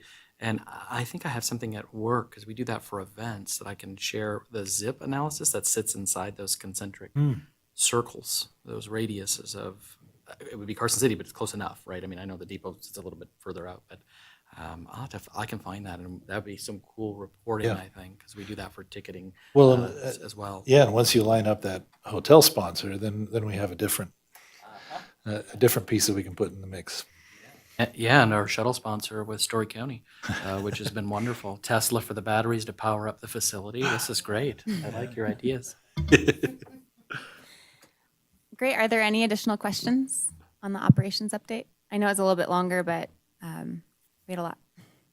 Great job. I mean, this is, well done. Any questions? Okay.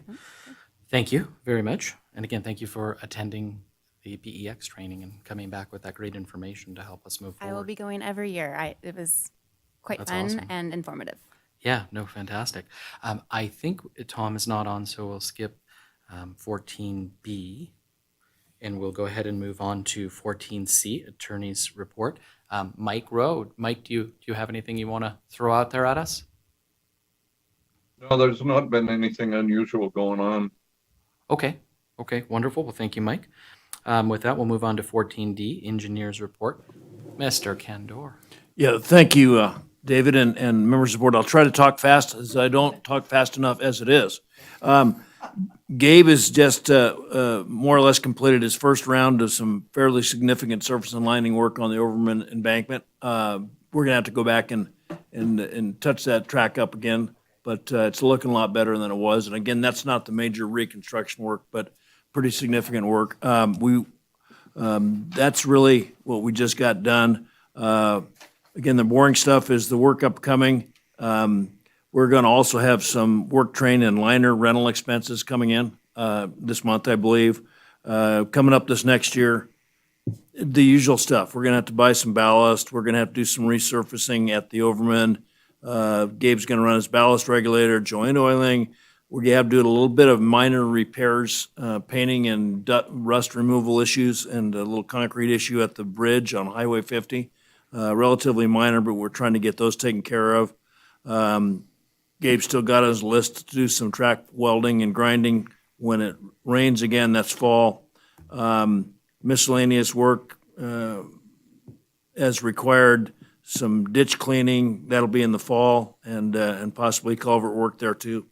Signs, we're pretty good shape there, but I'm sure we need a few more of them. We do have a purchase order in to buy a minimal amount of track material from A&K Railroad Materials, and Gabe's going to be following up with them to see if we can actually get it delivered. They've got it in Salt Lake, but it can't seem to get it here, so, oops.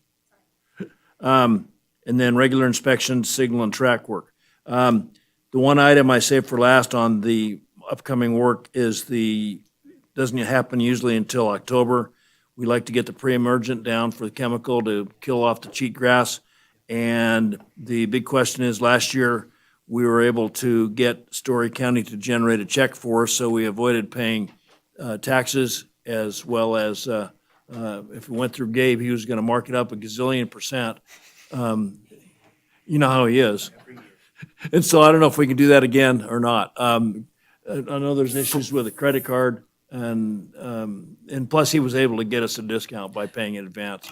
Yeah, so we did, Ken, on that front, we did put the additional money in the fiscal 23 budget. So I think if they're able to invoice us directly, but do they only accept a credit card? Or could we? No, Could we they, do the they, check? you have to pay in advance. We don't have, unless we wanted to set up an account with them, which that's not really an option because it has Gotcha. to go through Story County.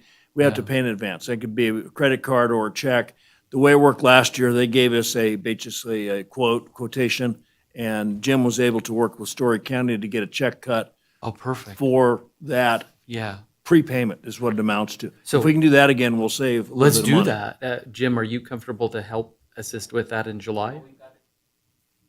They're set up as a vendor now because we Oh, got all the okay. information for them, so Oh, they should be. perfect. We should be able to do it. Just Okay. get the order cost, get that in one of the check runs, and Yeah. the check will come out. Okay, all right, Yeah. sounds good. So Yeah, we'll coordinate that when we get a little closer, so, Yep. end of the summer, and we'd like to order it a little bit early just in case they run out or they have a problem in Ukraine or some darn thing with petrochemicals. We can't so. get rock. Yeah. Um, Urgent. The last thing I wanted to touch base, and David, I've talked a little bit about this, is maybe a revamp on our phone system. What it amounts to is we're required by federal statute to have an emergency contact number for all of our at-grade railroad crossings. And that the only one that's signalized is Lineham Road.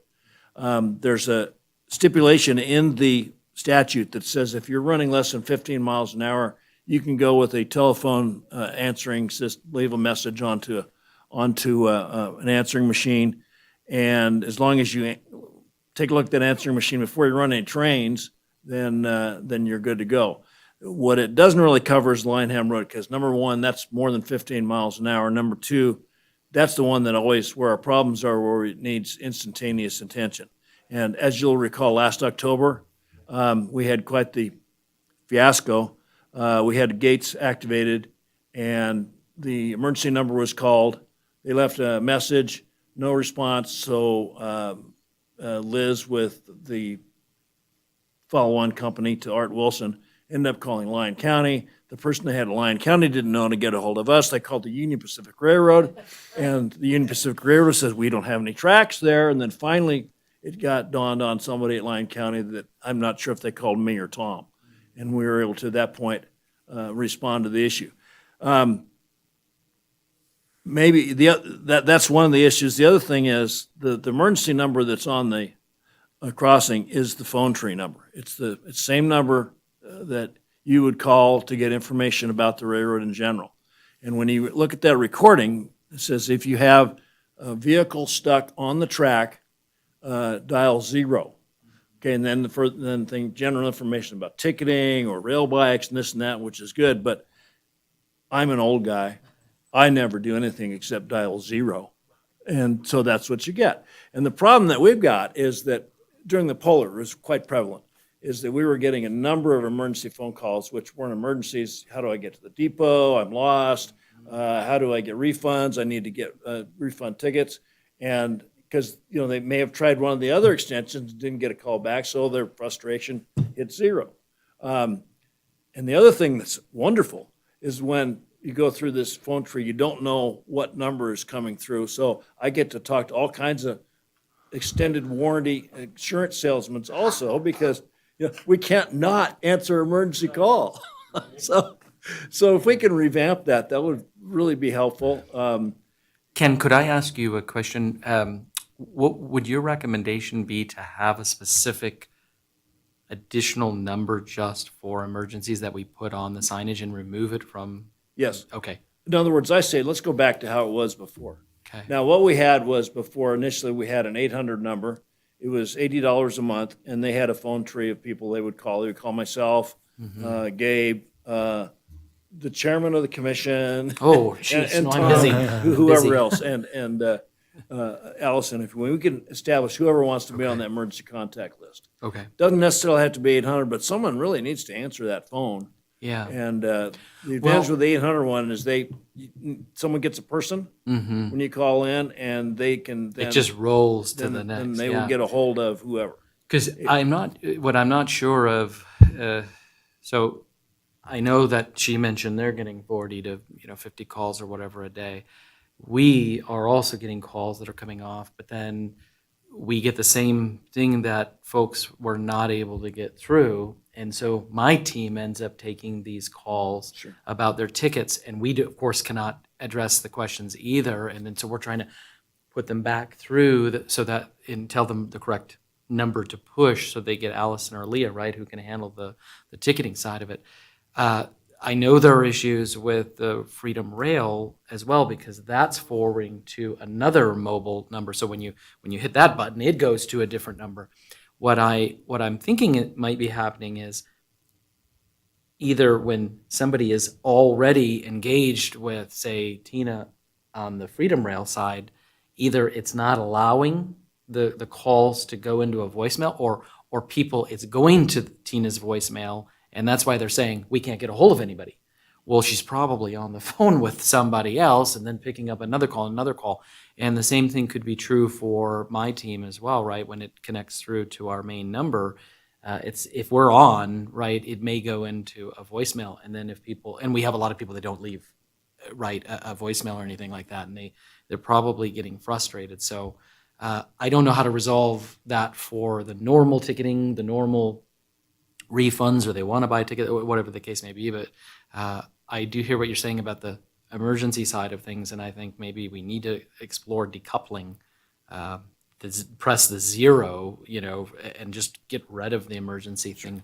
Well, from I'm this. thinking it's not a bad idea to have, if there's an emergency, you want to know about it. Sure. And have it on the general number, that's fine, but maybe we don't use 0. And maybe we say, go through Yeah. the list and say, and if you have a specific emergency, someone's stuck on the track, or you have a burning truck, Yeah. or a Press derailment, 4472735. emergency to record, then dial 10 maybe. Yeah, Something well, we like could do that. that, sure. But it doesn't resolve the bigger problem, though, right, from your perspective, which is something dedicated for the emergency side Yeah, of things. and again, I won't, when I see a strange number come in, I always, during operations season particularly, I will pick it up just because it may be and it's not one number. You get, when you look on your caller ID, it could be from Arkansas or New York or whatever, and I'm going, well, there's a New York emergency number calling, well, it turns out it's a salesman. Or the last phone call I had was sort of interesting, is there a shuttle?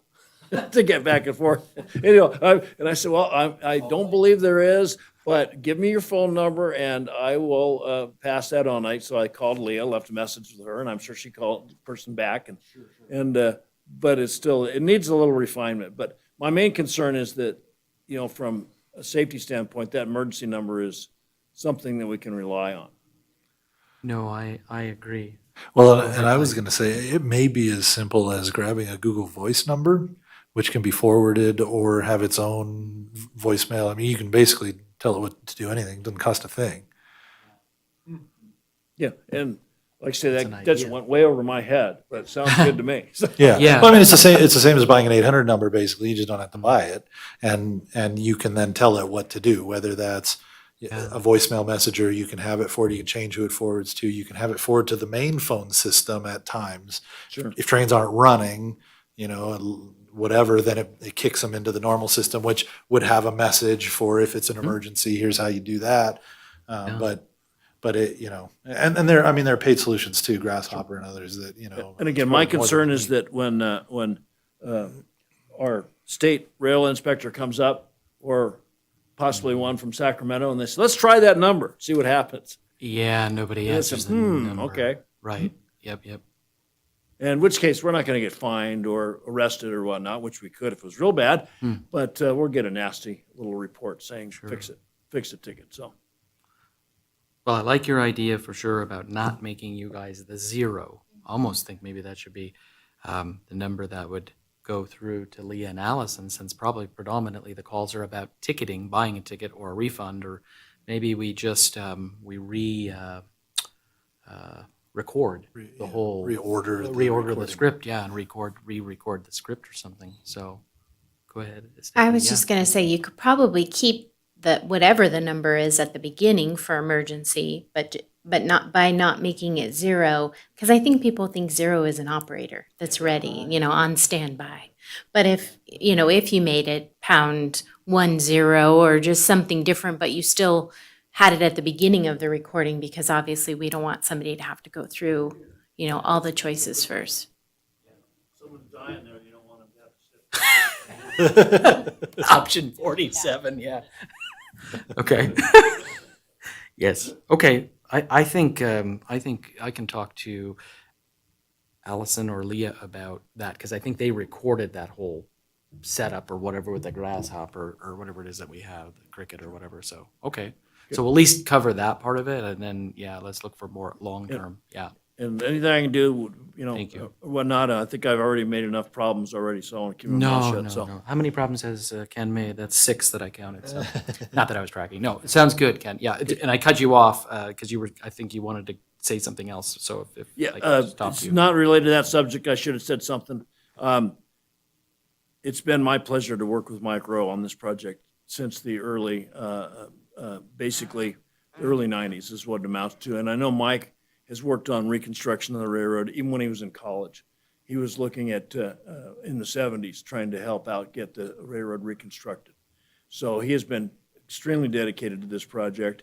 I do remember at the one time he was with the Tri-County Commission days, and when the Railway Commission finally got set up, I forget who the commission was, it might have been Ray Maseko or whatnot, yelling at him and saying, you need to charge more than $65 an hour for engineering service, or for legal services. And so then I think he doubled his rate to about half of what his normal rate is. So he's always given us a discount, and he's always gone the extra mile. Mike was responsible for and led the entire right-of-way acquisition for all of this project. And there was over 100 parcels we needed to get right-of-way from. And each one of those required a certain amount of negotiations and or please donate it or not, but a tremendous amount of effort that he put in, and the commission never saw bills for a lot of that work. And again, it was a labor of love and still is, I think, for him. And so he can't be commended enough as far as I'm concerned. You guys need to get him a plaque at least, so that's all. Yeah. No. Yeah. Don't get ahead of us. No. Thank you. Agreed. Agreed. Thank you for that, Ken. Any questions for Ken on the engineer's report? Okay, let's go ahead and move on to 14E, upcoming meeting. So our next regularly scheduled meeting will be July 27th, Wednesday at 9 a.m. So if we could get that on your calendars, please. We'll go ahead and move on to 15, commissioner comments or announcements and requests for information. Anybody have anything they want to throw out at this time? Go ahead, Jim. Yeah, please, go ahead. I've heard a couple of times about I don't know where to go for tickets.